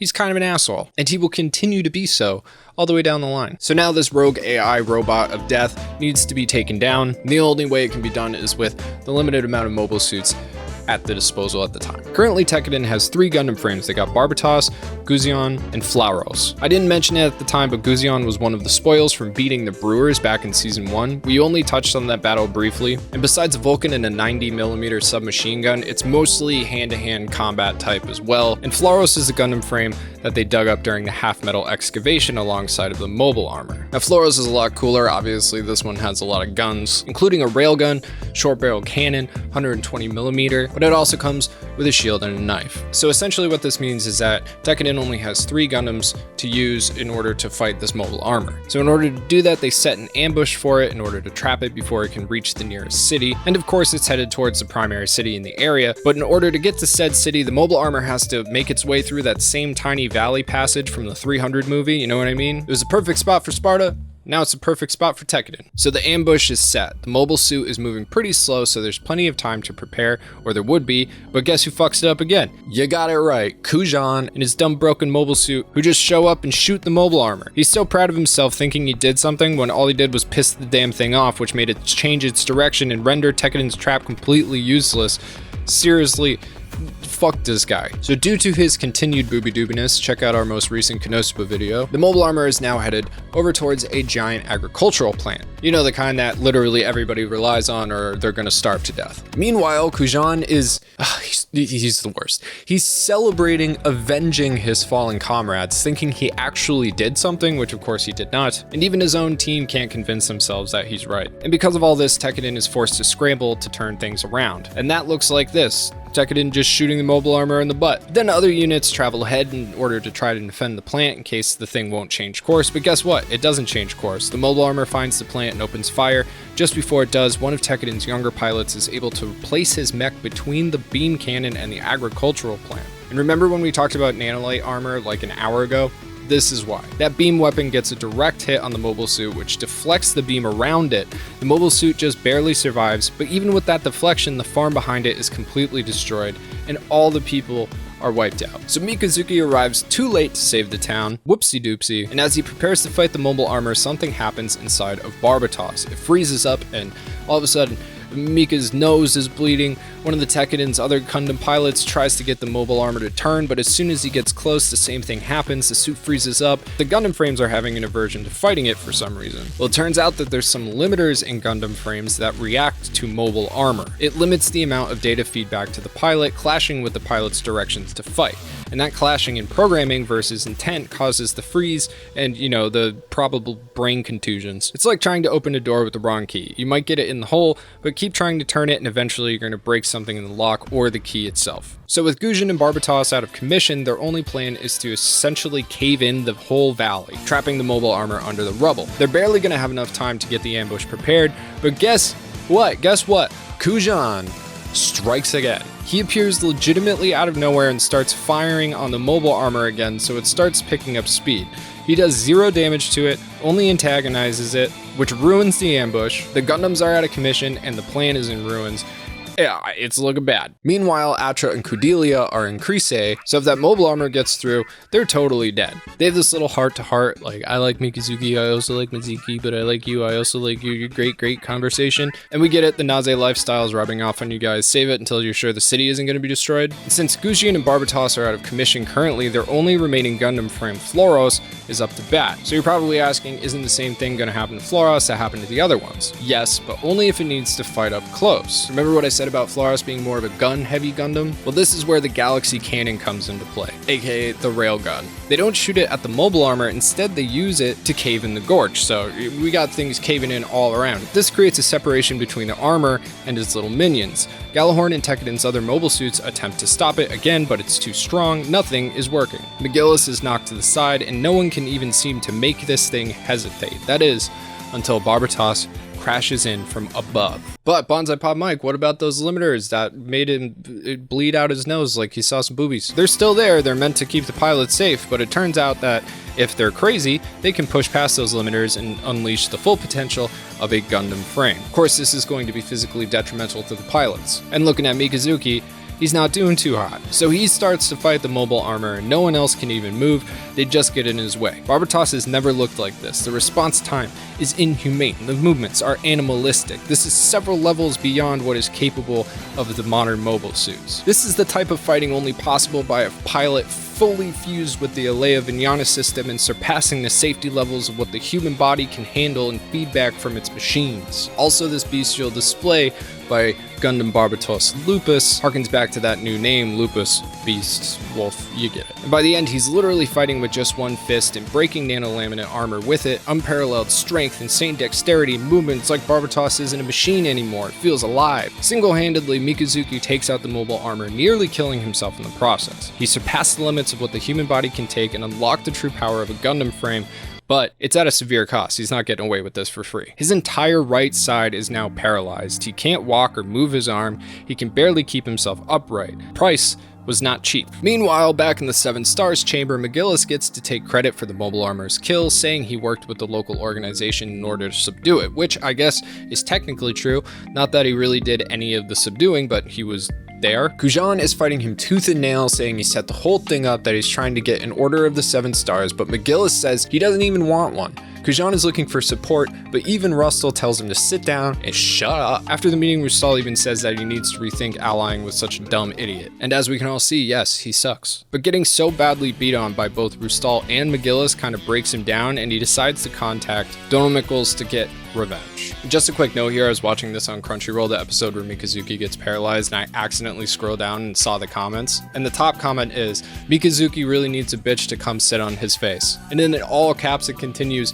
give this man a break, he deserves this, Kudelia sit on his face. And I don't think there's ever been a case for proving that anime was a mistake. I mean, come on, this is supposed to be an emotional episode, guys. Leave the face sits for a little bit later. Also, there's like 10 other babes in this anime that would be way better for face sits. Anyway, Jazley's sixth look on the turbines, right? Because if you take out the older brother, the younger one will come for revenge. Teiwaz outfits all the Gundam frames with their weaponry, and the turbines handle most of the transportation for Teiwaz in general. Remember how I mentioned Gundam Floros was outfitted with those dual railguns? Those are Dynslave. They're illegal to possess or use, however, Tekkadan used conventional warheads with it, not the giant needle ammo a Dynslave usually takes. So it's a gray area in terms of the ban. However, it's enough for Kujan's Galahorn outfit to crack down on the turbines and frame them by placing evidence of a full-on Dynslave on board one of their freighters. That evidence marks the turbines as an illegal organization. Teiwaz can't keep them as a subsidiary if they're illegal, meaning the turbines are suddenly completely on their own without backing. Orga calls Naze in a rage, and Naze tells him to take care of his own family.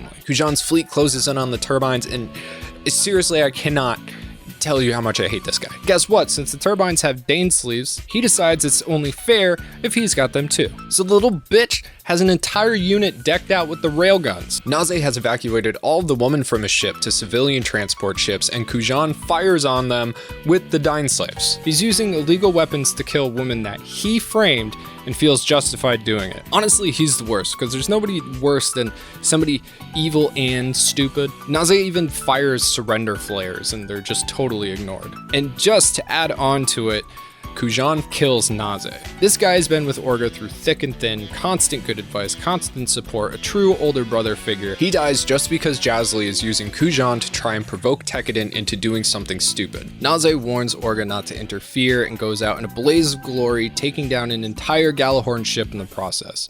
And you'd think that would be the end, but no. Jazley is hungry not just to knock out Naze, but the Teiwaz leader too. He thinks it's his time to run Teiwaz himself, and so he makes another play since Orga followed Naze's advice and didn't interfere with Galahorn over this. So despite many in Tekkadan furious over Jazley's betrayal, Orga is keeping them in check. Naze didn't die so they could lose their standing in Teiwaz, he died to keep them out of trouble while saving as many of his own people as he could. There's just one minor problem.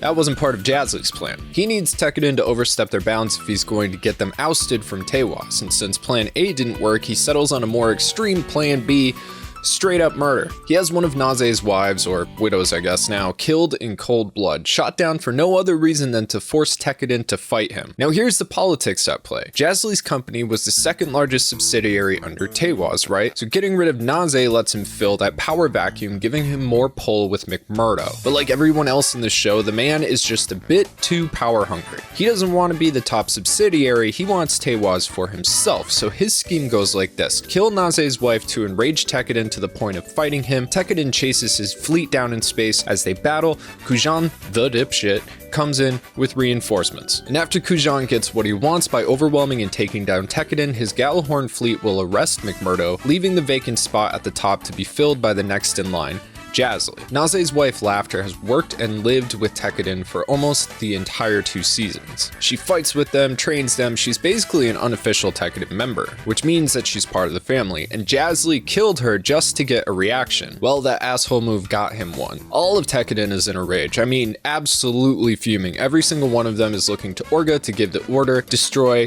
Jazley, get revenge. And Orga has no choice but to give the go-ahead. Despite knowing it's going to break their ship with Tewaz, their backer and support, he's got to fight Jazley or his people might be so angry they'll do it themselves or even rebel against his order and destroy themselves. It's a necessary choice, but is going to have huge consequences. Breaking ties with Tewaz leaves Tekkadan with only one remaining ally, McGillis. Regardless, they go on a warpath after Jazley, and we cut to a space battle where Tekkadan is absolutely crushing Jazley's fleet. I mean, they are getting wrecked. Jazley was not ready for how scary Tekkadan is to fight. He's getting overwhelmed, and more importantly, Kujan is not showing up. They can't get him on the line. His fleet is nowhere to be found, and without it, Tekkadan is going to absolutely crush Jazley. And in a desperate move, the guy calls Mr. McMurdo and hopes that the boss can call Tekkadan off. However, McMurdo has made a deal with Rustal Elion. Tewaz will forget about the attacks Gjallarhorn made on the turbines since they were super illegal, and Rustal turns a blind eye to Tewaz in return, aka Kujan ain't coming. He's grounded by Rustal, and Tekkadan broke their pact with Tewaz to fight Jazley. They're no longer part of the organization. McMurdo has no control over them anymore. McMurdo isn't a fool either. He knows Jazley set all of this up and had Naze killed. He's not about to help the guy that was trying to double cross and take over his organization. Jazley is on his own, and that's the worst place to be when the devil of Tekkadan is knocking at your door. Hello, motherfucker. Now, Barbatos has been fully repaired and upgraded since the battle with the mobile armor. In addition to several repairs and upgrades, the Gundam also has the mobile armor's tail unit installed in the back. Mikazuki can pretty comfortably fight off 2 or even 3 mobile suits simultaneously with neither the front nor the back ever really vulnerable. The tail gives him insane range for a close-up fighter, meaning he can often outrange extra enemies while he's focusing his mace on what's in front of him. He's even more of a monster than he was before. I mean, Jazley is straight up fucked. So he finally gives in and calls Tekkadan in order to surrender, thinking he can reason with Orga, which is a bad call. Tekkadan literally has no other motive than to see this guy dead. And as Jazley realizes negotiation is useless, Barbatos lands right on his ship in front of the bridge. And even as he's still begging, offering money, fingers anything to save his life, Mikazuki crushes their bridge with one swing, killing everybody inside. So we're in the end game now. Tekkadan got their revenge, but they're in the worst spot that they've been in since like the beginning of the series. No support, no backup, it's just them. Meanwhile, McGillis launches his final plan to take over that group. In a live broadcast, his supporters in Gjallarhorn announced their rebellion to the world, specifically a rebellion to root out the corruption within Gjallarhorn and place McGillis as the leader of the organization. And in this announcement, they denounce Rustal Elion for setting up and prolonging the war on Earth and call out Kujan for all of his bullshit, like performing an illegal inspection on the turbines, using outlaw dine slaves, framing the turbines for personal gain, purposefully slaughtering innocents on transports, and just being a giant douchebag in general. This all defines the rot within Gjallarhorn. This is the corruption they're trying to fix. All the cards are on the table now. Winner takes all. The only thing left is to see how it plays out. There's no turning back at this point. Now, Rustal was expecting this move and gathers his fleet around the lunar sphere. Meanwhile, McGillis takes over the Earth base of Gjallarhorn, trapping the rest of the 7 stars in their meeting room. Meanwhile, he heads into the Gjallarhorn Gundam vault to enact the final part of his plan, take control of the legendary Gundam Bale. Now, no one has used Bale since Agnika Kairu 300 years ago, although many have tried and failed. With the true Alaya Vinyana system's design a closely guarded secret and the universal taboo of surgically adding bionics to the body, there hasn't been a single Gjallarhorn officer capable of awakening Bale since the Calamity War ended. McGillis intends to change that, symbolically placing him at the top of Gjallarhorn. Now, remember that Bale and Agnika were essentially on the level of religious figures and heroes of their time? Agnika was the original founder of Gjallarhorn. His Gundam reawakening for McGillis as he begins rebellion would be seen as a sign that his claim to Gjallarhorn's commanding role is righteous and true. So just before he gets into Bale, another Gundam frame bursts through the ceiling, piloted by none other than Vidar. Remember Vidar? I told you he was important eventually. He finally takes off his mask to reveal he's actually Galio Baldwin. He never died. But they say 3 is a party. Barbatos drops in the ceiling as well. McGillis tells Mikazuki to kill Galio. After all, Galio is dirt on McGillis from season 1. McGillis did go through with the whole bad guy diatribe of explaining his entire plot right before quote-unquote killing Galio back in Edmonton. So he's a definite snag in the plan that could lose supporters if Galio comes forward with what he knows. Now, you'd expect him to be no match for Mikazuki with Barbatos at full power, but he's not the only one piloting a Gundam without limitations. Galio's Kamaris Vidar Gundam has a special one-of-a-kind system installed, the Alaya Vinyana Type E system. Much like the regular AV system, the AV Type E system connects to the pilot via implants. This unique version, unlike the leaked version used on Mars, can be put into anyone's body, not just children, so he's capable of harnessing his Gundam at full power just like Mikazuki. The difference between the Type E system is that it connects Galio to the remaining brain of Ein Dalton, linking Galio to Ein, letting Ein's brain use Galio's body to control the mobile suit. The in-between brain actually controls the piloting after Galio chooses the target and allows him to use the Gundam at full power without endangering his own body. Essentially, it's an even more fucked up version of the Alaya Vinyana system, and the pilot can continuously fight at full strength and never have the paralysis and bleeding side effects that Mikazuki experiences. You could say evens the playing field, but I'd argue it actually gives Galio an edge against Mikazuki because he's not crippled. Also in this fight, Galio isn't going to have any lasting effects, whereas Mikazuki is probably going to kill himself if he keeps pushing Barbatos to maximum strength. Now, as Galio and Mikazuki fight, McGillis enters Bale, awakening it for the first time in centuries. He's also received an Alaya Vinyana surgery in order to control the Gundam, and he opens the line to all of Galahorn from within Bale's cockpit, declaring himself the supreme ruler as Bale's pilot. It's like a myth or legend throughout Galahorn that only the ones chosen by Agnika Kairu's soul can pilot Bale. Very few within Galahorn would know about the completed AV system that can work on adults, and therefore making it so literally anyone could pilot Bale. But McGillis' announcement is cut short as Galio and Rastal interrupt him, declaring McGillis Farid as a traitor who murdered Carta Issue, and forced his father from the 7 stars, and attempted to kill Galio while marrying his sister in a scheme to take over the Baldwin family as well. Rastal then announces that even if it means breaking the laws of Galahorn, he is going to bring McGillis to justice. It is an actual law in their organization that Bale's pilot is the leader. It's a stupid law, like not being able to bring a giraffe through the town common, but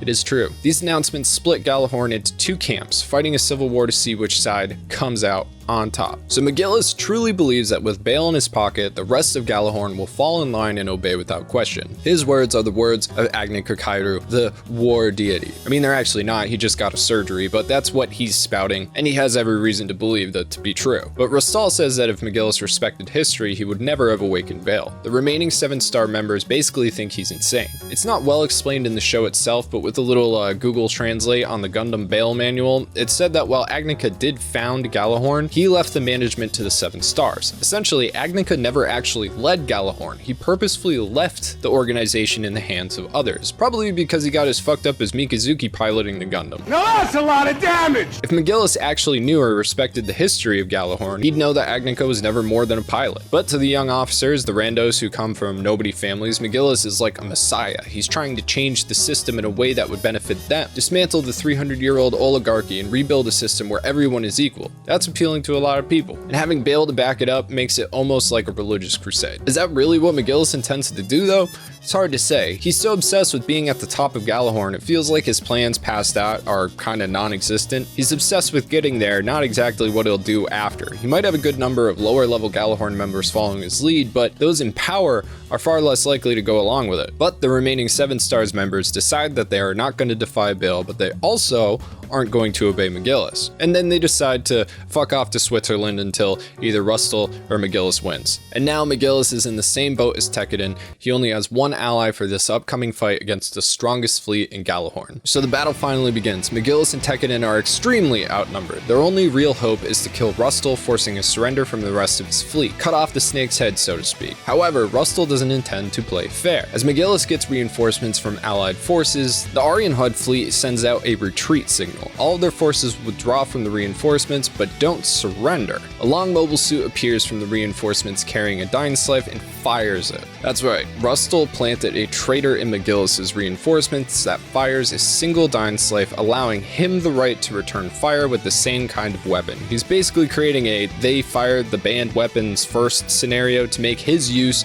of an entire battalion with Dynaslifes legitimate. It's self-defense now. It's coming right for us! All of Ari and Hod's fighters retreated to not get caught up in the insane volley of Dynaslife needle shots. And with the railgun team in play, Tekkadan and McGillis's fleet are fucked. There's absolutely no way they can compete against these things. Tekkadan loses one of their ships in the barrage, meaning they are literally down to just a single ship and their mobile units. They make a last-ditch effort using one of the Gundam frames with a single Dynaslife shot to hit the bridge of Rustle's ship, take out the leader, and win. They use their damaged ship as a shield to get close enough to get the shot off, but the Gundam gets hit right before it fires, just barely missing the bridge with the Dynaslife. They were a half second away, one shot from victory, but now they have to retreat. In the aftermath, more than half of their mobile suits are destroyed.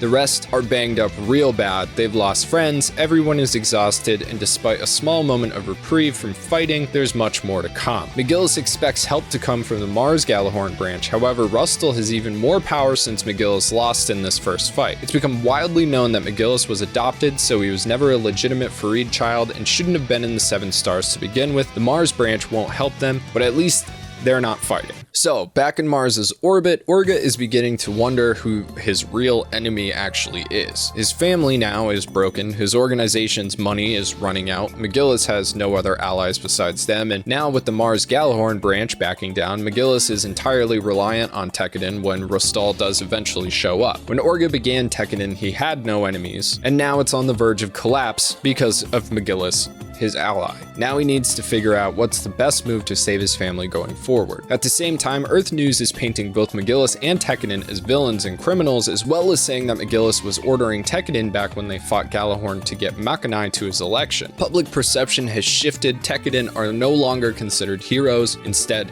they're traitors. And with all this, despite his desire to be honorable and never turn on an ally, Orga feels he has no choice. He calls up Rustal Elion, asking if he can save his family by handing over McGillis and bail, but Rustal won't let him. He needs a scapegoat for the events that transpired, and McGillis isn't enough. Orga isn't enough. He's just one man. He needs, instead, to break Tekkadan in order to prove that Gallahorn is the mightiest and most righteous in the public eye. So with nowhere left to turn, Orga gathers all of Tekkadan's members for a final speech. If anyone wants to quit, you can do it now.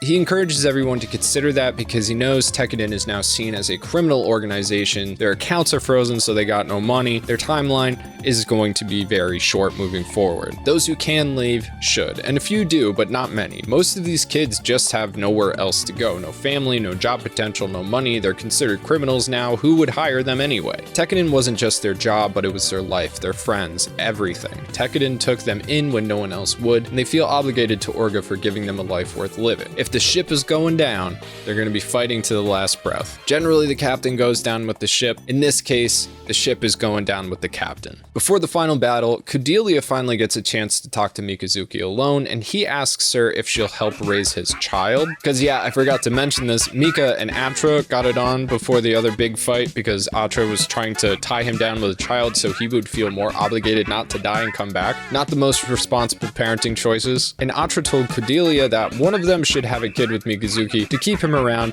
and well, she was the first one who went for it. So if Atra truly is pregnant, Mikazuki wants Kudelia to help raise the kid, and Atra even says that Mika and Kudelia could try for the next one.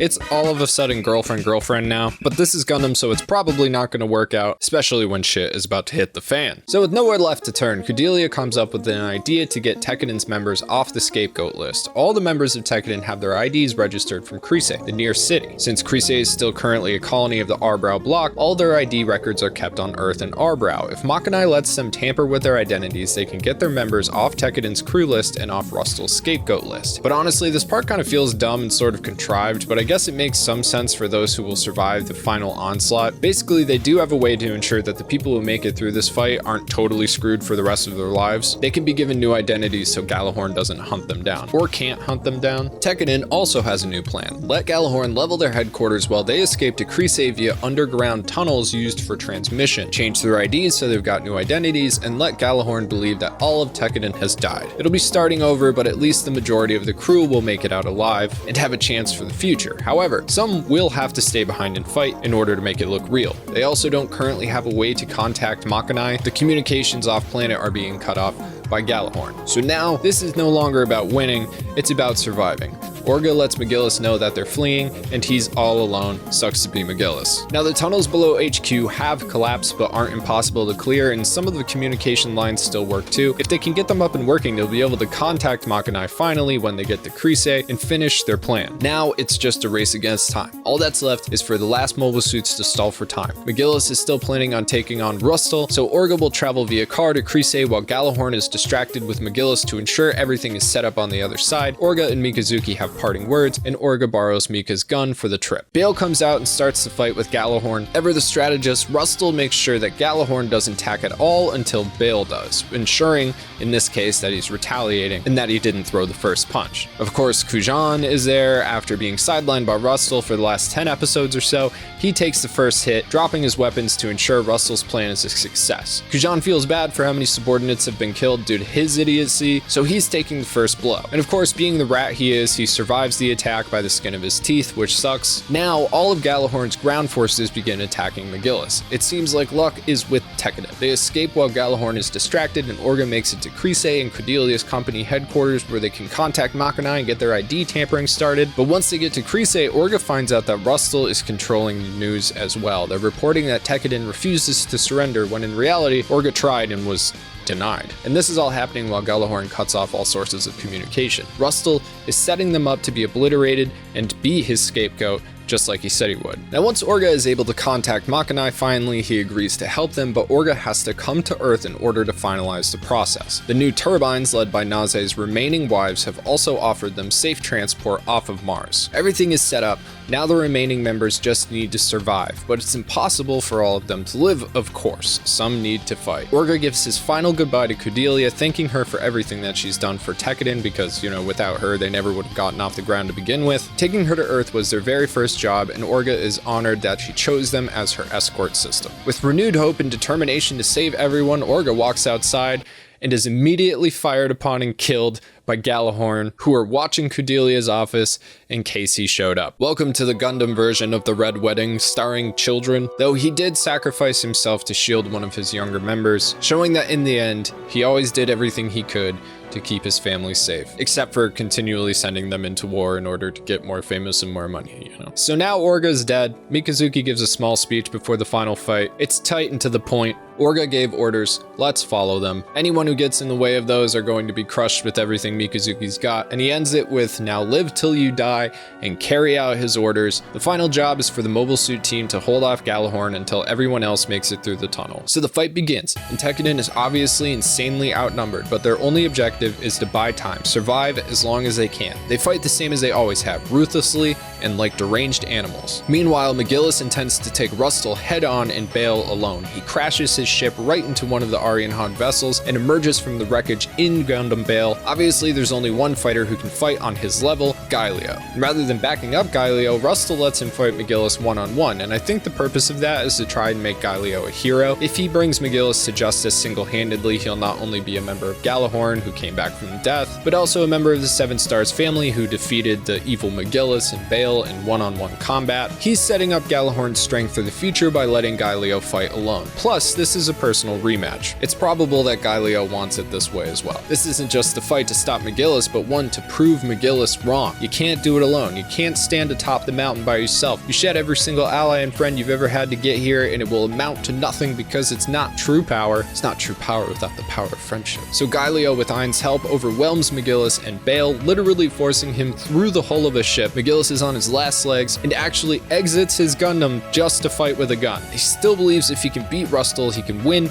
but Gaelio is there outside his own mech and shoots him down. In the end, all that personal power didn't amount to anything. That is the end of McGillis and his rebellion. Now on the surface of Mars, Tekkadan members are starting to get overwhelmed by the sheer number of their adversaries. There's only a handful of mobile suits remaining following through on Orga's final orders. The remaining fighters are slowly falling back one by one to escape through the tunnel, leaving only a couple to face off against all of Galahorn's forces. Mikazuki, the Devil of Tekkadan, is still there, and he's never looked the part more, nor lived up to the title better. Galahorn is actually scared. Despite only having 2 Gundams left, Tekkadan is destroying the remaining Galahorn mobile units. Regardless, Galahorn's forces already think they've won, right? No one wants to die when victory is so close. But then, all of a sudden, Galahorn's forces retreat. From outside the atmosphere, a Dainsleif battalion is aiming right for the battlefield, and in a final show of force, Rustle uses them to demolish the entire battlefield. But even then, buried and broken, Mikazuki somehow isn't dead. Barbatos is nearly destroyed, missing an arm, nearly armorless, just a body and tail, and yet he stands like a monster in the smoke, eyes shining, reveling in the mayhem. He goes full berserk mode. Barbatos' eyes shine red, and then he attacks everything around him and moves. It's Barbatos' full power, leaving nothing left. Even Kujan isn't safe, and finally, he dies, getting his just desserts, and is crushed in his cockpit. Mikazuki is taking out mobile suits by the dozens, a deranged devil to death flying from one on to the next, fighting unconscious because of all the blood loss in his cockpit. It's just Barbatos on its own, but eventually they both run out of steam and die. Years later, Tekkadan is no more, Galahorn regained their social standing, and the world moved on. And that kind of makes you think, what was the point of all of this? Well, a lot of things did get reformed in the end. After losing the Issue, Kujan, and Farid families, Galahorn did repeal the 7 Stars Council system and restructured as a more democratic organization with Rustal Elion as its first leader. In turn, Rustal reduced the size of the Galahorn Mars branch, which let the Mars colonies govern themselves. Since there was no longer an overseeing power in that sphere, the Earth blocks gave up the colonies and allowed them to be free. Kudelia took office as the first Union chairperson of the Martian Union. Kudelia and Elion also signed an agreement together to ban human debris, freeing the remaining children from their slavery. Ironically, the world McGillis set out to create and the space Orga wanted for his men was created, but through the hands of others. I think there's a lot of irony in this though, because nobody in Tekkadan really actually cared about any of this shit, right? Here's a bunch of kids that were orphaned, that knew each other and worked for each other, eventually to become, rich and famous enough that they could just not fight wars anymore and kind of live their lives. But their leader died, their organization went under, and I don't know, did they end up doing good? They weren't out to make it so there was no child slaves anymore. They weren't out to, fix the 7 stars and, form a democratic republic. They were just out for themselves, and they kind of lost. So it doesn't feel good, and the people that we cared about died. But I guess in the end, the political and social issues that created Tekkadan are now gone, and that is in large part thanks to the actions of the people within Tekkadan. But you're still forced to wonder, were Tekkadan really the good guys? I mean, the people left alive made all these dreams come true, and were they really the bad guys? Rustal Elion helped Kudelia put a stop to human debris. The antagonist of Season 2 helped to end child slavery. He democratized Galahorn and did away with the 7 Stars oligarchy. Was he really as morally gray and power hungry as McGillis? When I look at everyone who died and everyone who lived in this story, I can only come to one conclusion. The difference here between good and evil isn't something easily defined. Both sides did horrible things for horrible reasons. Both sides killed for their own gain, but the people that made the real change didn't fight for more power and didn't fight for their own personal gain. They universally fought for the rights of others and a better world. People like Kudelia, for instance. So Tekkadan fought originally for a better life for its members, but once they got that, they kept on fighting for more. Orga wanted Tekkadan to rule Mars, and in the end, everybody died for it, and the organization was dismantled. And while it's a lofty goal, it's not changing the system, it's just switching out who's wearing the crown. McGillis fought for more power and played dirty to get it, but once he gained that pull in Galahorn, it wasn't enough. He didn't just want to make changes, he wanted unconditional rule. And is one person ruling over the leading military power of the world really a change from an oligarchy of 7 families ruling it? Is it better than that? A dictatorship? I mean, it doesn't seem like that would really give power to the people. Was McGillis fighting for change, or was he fighting for himself? And when you look back at the story, you can't help but think that those who lived actually were the ones who were fighting for change. At least the ones that mattered. I mean, the rest of them just kind of escaped with their lives. But those that died fought for themselves and what they wanted, except for maybe Biscuit. But regardless, they still played crucial roles in changing the future of the post-disaster timeline. Now, obviously change is constant, but how major changes like this come about isn't always A to B. None of this wouldn't have happened without Tekkadan first taking Kudelia to Earth. None of it would have come to pass if McGillis hadn't killed off half of the 7 stars. So in the end, you're kind of left thinking that the real moral of the story is that good change, impactful change, only comes with a lot of sacrifice. Labeling things good and bad is difficult because everybody has some of both. Everybody has the ability to stumble into morally gray choices, but the sacrifices that these children made for the boss and for each other and for a better future made that future a reality, not by their own hands, but through forcing change with their actions. The world remembers McGillis's rebellion. Tekkadan is basically forgotten. But that's also kind of how history works. There's a handful of people whose deeds are remembered and millions who die and their names are completely forgotten. Is it right that the man obsessed with power is the one that gets an event named after him while the children who just wanted a life away from fighting died violently and are forgotten? Probably not. And that realization feels heavy, but it's also very real. And I think that's the point the show is driving at the end. Change comes from sacrifices, but those sacrifices will likely only be remembered by the few they immediately affected. Tekkadan did play a crucial part in creating a world where children like them don't exist anymore. They might not have done it on purpose, but they followed Orga's orders to the end and created a place that they would have wanted if they had survived. But it's hard to say it wasn't worth it. That being said, from the standpoint of watching the show and getting invested in the characters, it still feels kind of hollow. But that's also Gundam, right? I mean, Gundam is fundamentally about war, and war is very rarely about individuals. War is about big factions, political ideologies, religious ideologies. Yes, you get people who come home with Purple Hearts, you get people who get Medals of Honor, but very rarely does one person have a effect on a war that changes, everything in society and the world and history moving forward. I mean, what are we talking? We're talking Genghis Khan, Alexander the Great, but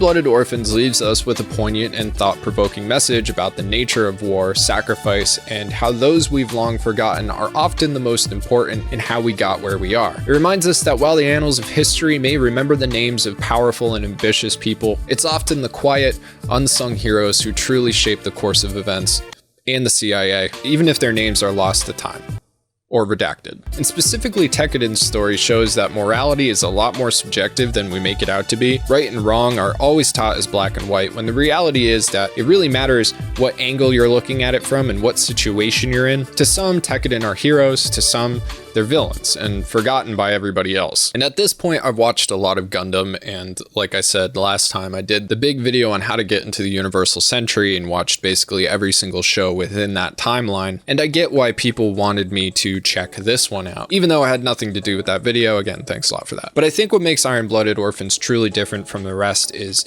kind of how morose it is, how the faction that you're rooting for is just this small cell. They're almost a non-entity in the bigger political world. Whereas in a lot of other Gundam, you have one giant faction versus another giant faction where they have a lot of power on either side and they're trying to wrestle for supremacy. While Tekkadan did eventually get a big head and, Orga wanted to rule Mars or whatever like that, Tekkadan itself was never a major player. They allied with this person or that person, but they were always just a small mercenary force. They're like the Inglorious Bastards of the Gundam universe. And I think the fact that you're looking at a small organization, that you're looking at mercenaries within a much bigger picture, and that all of them die, shows a side or a small microcosm of war that we don't always see in other Gundam shows. And I think that Gundam has always made a point to show the impact of war on young people, oftentimes children. If we're looking at things like War in the Pocket or even Amuro Ray from the original Mobile Suit Gundam, all of these people and their friends are their kids. But in War in the Pocket,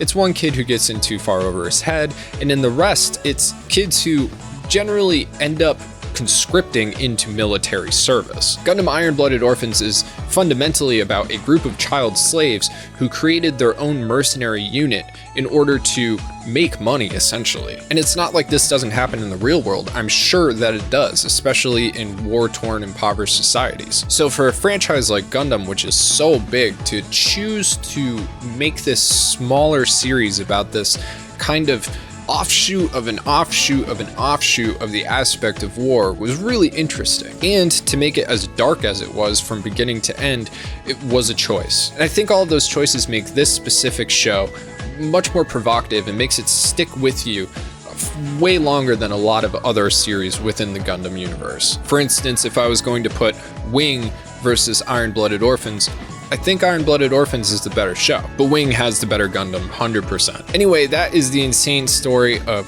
Gundam Iron-Blooded Orphans. Thank you so much for watching. Thanks for sticking with us through this one. We still have a ton more content scheduled this year, so I can't wait to see you guys in other videos. If you like this, make sure that you subscribe for more. My name's Mike, this is Bonsai Pop, and I'll catch you next time.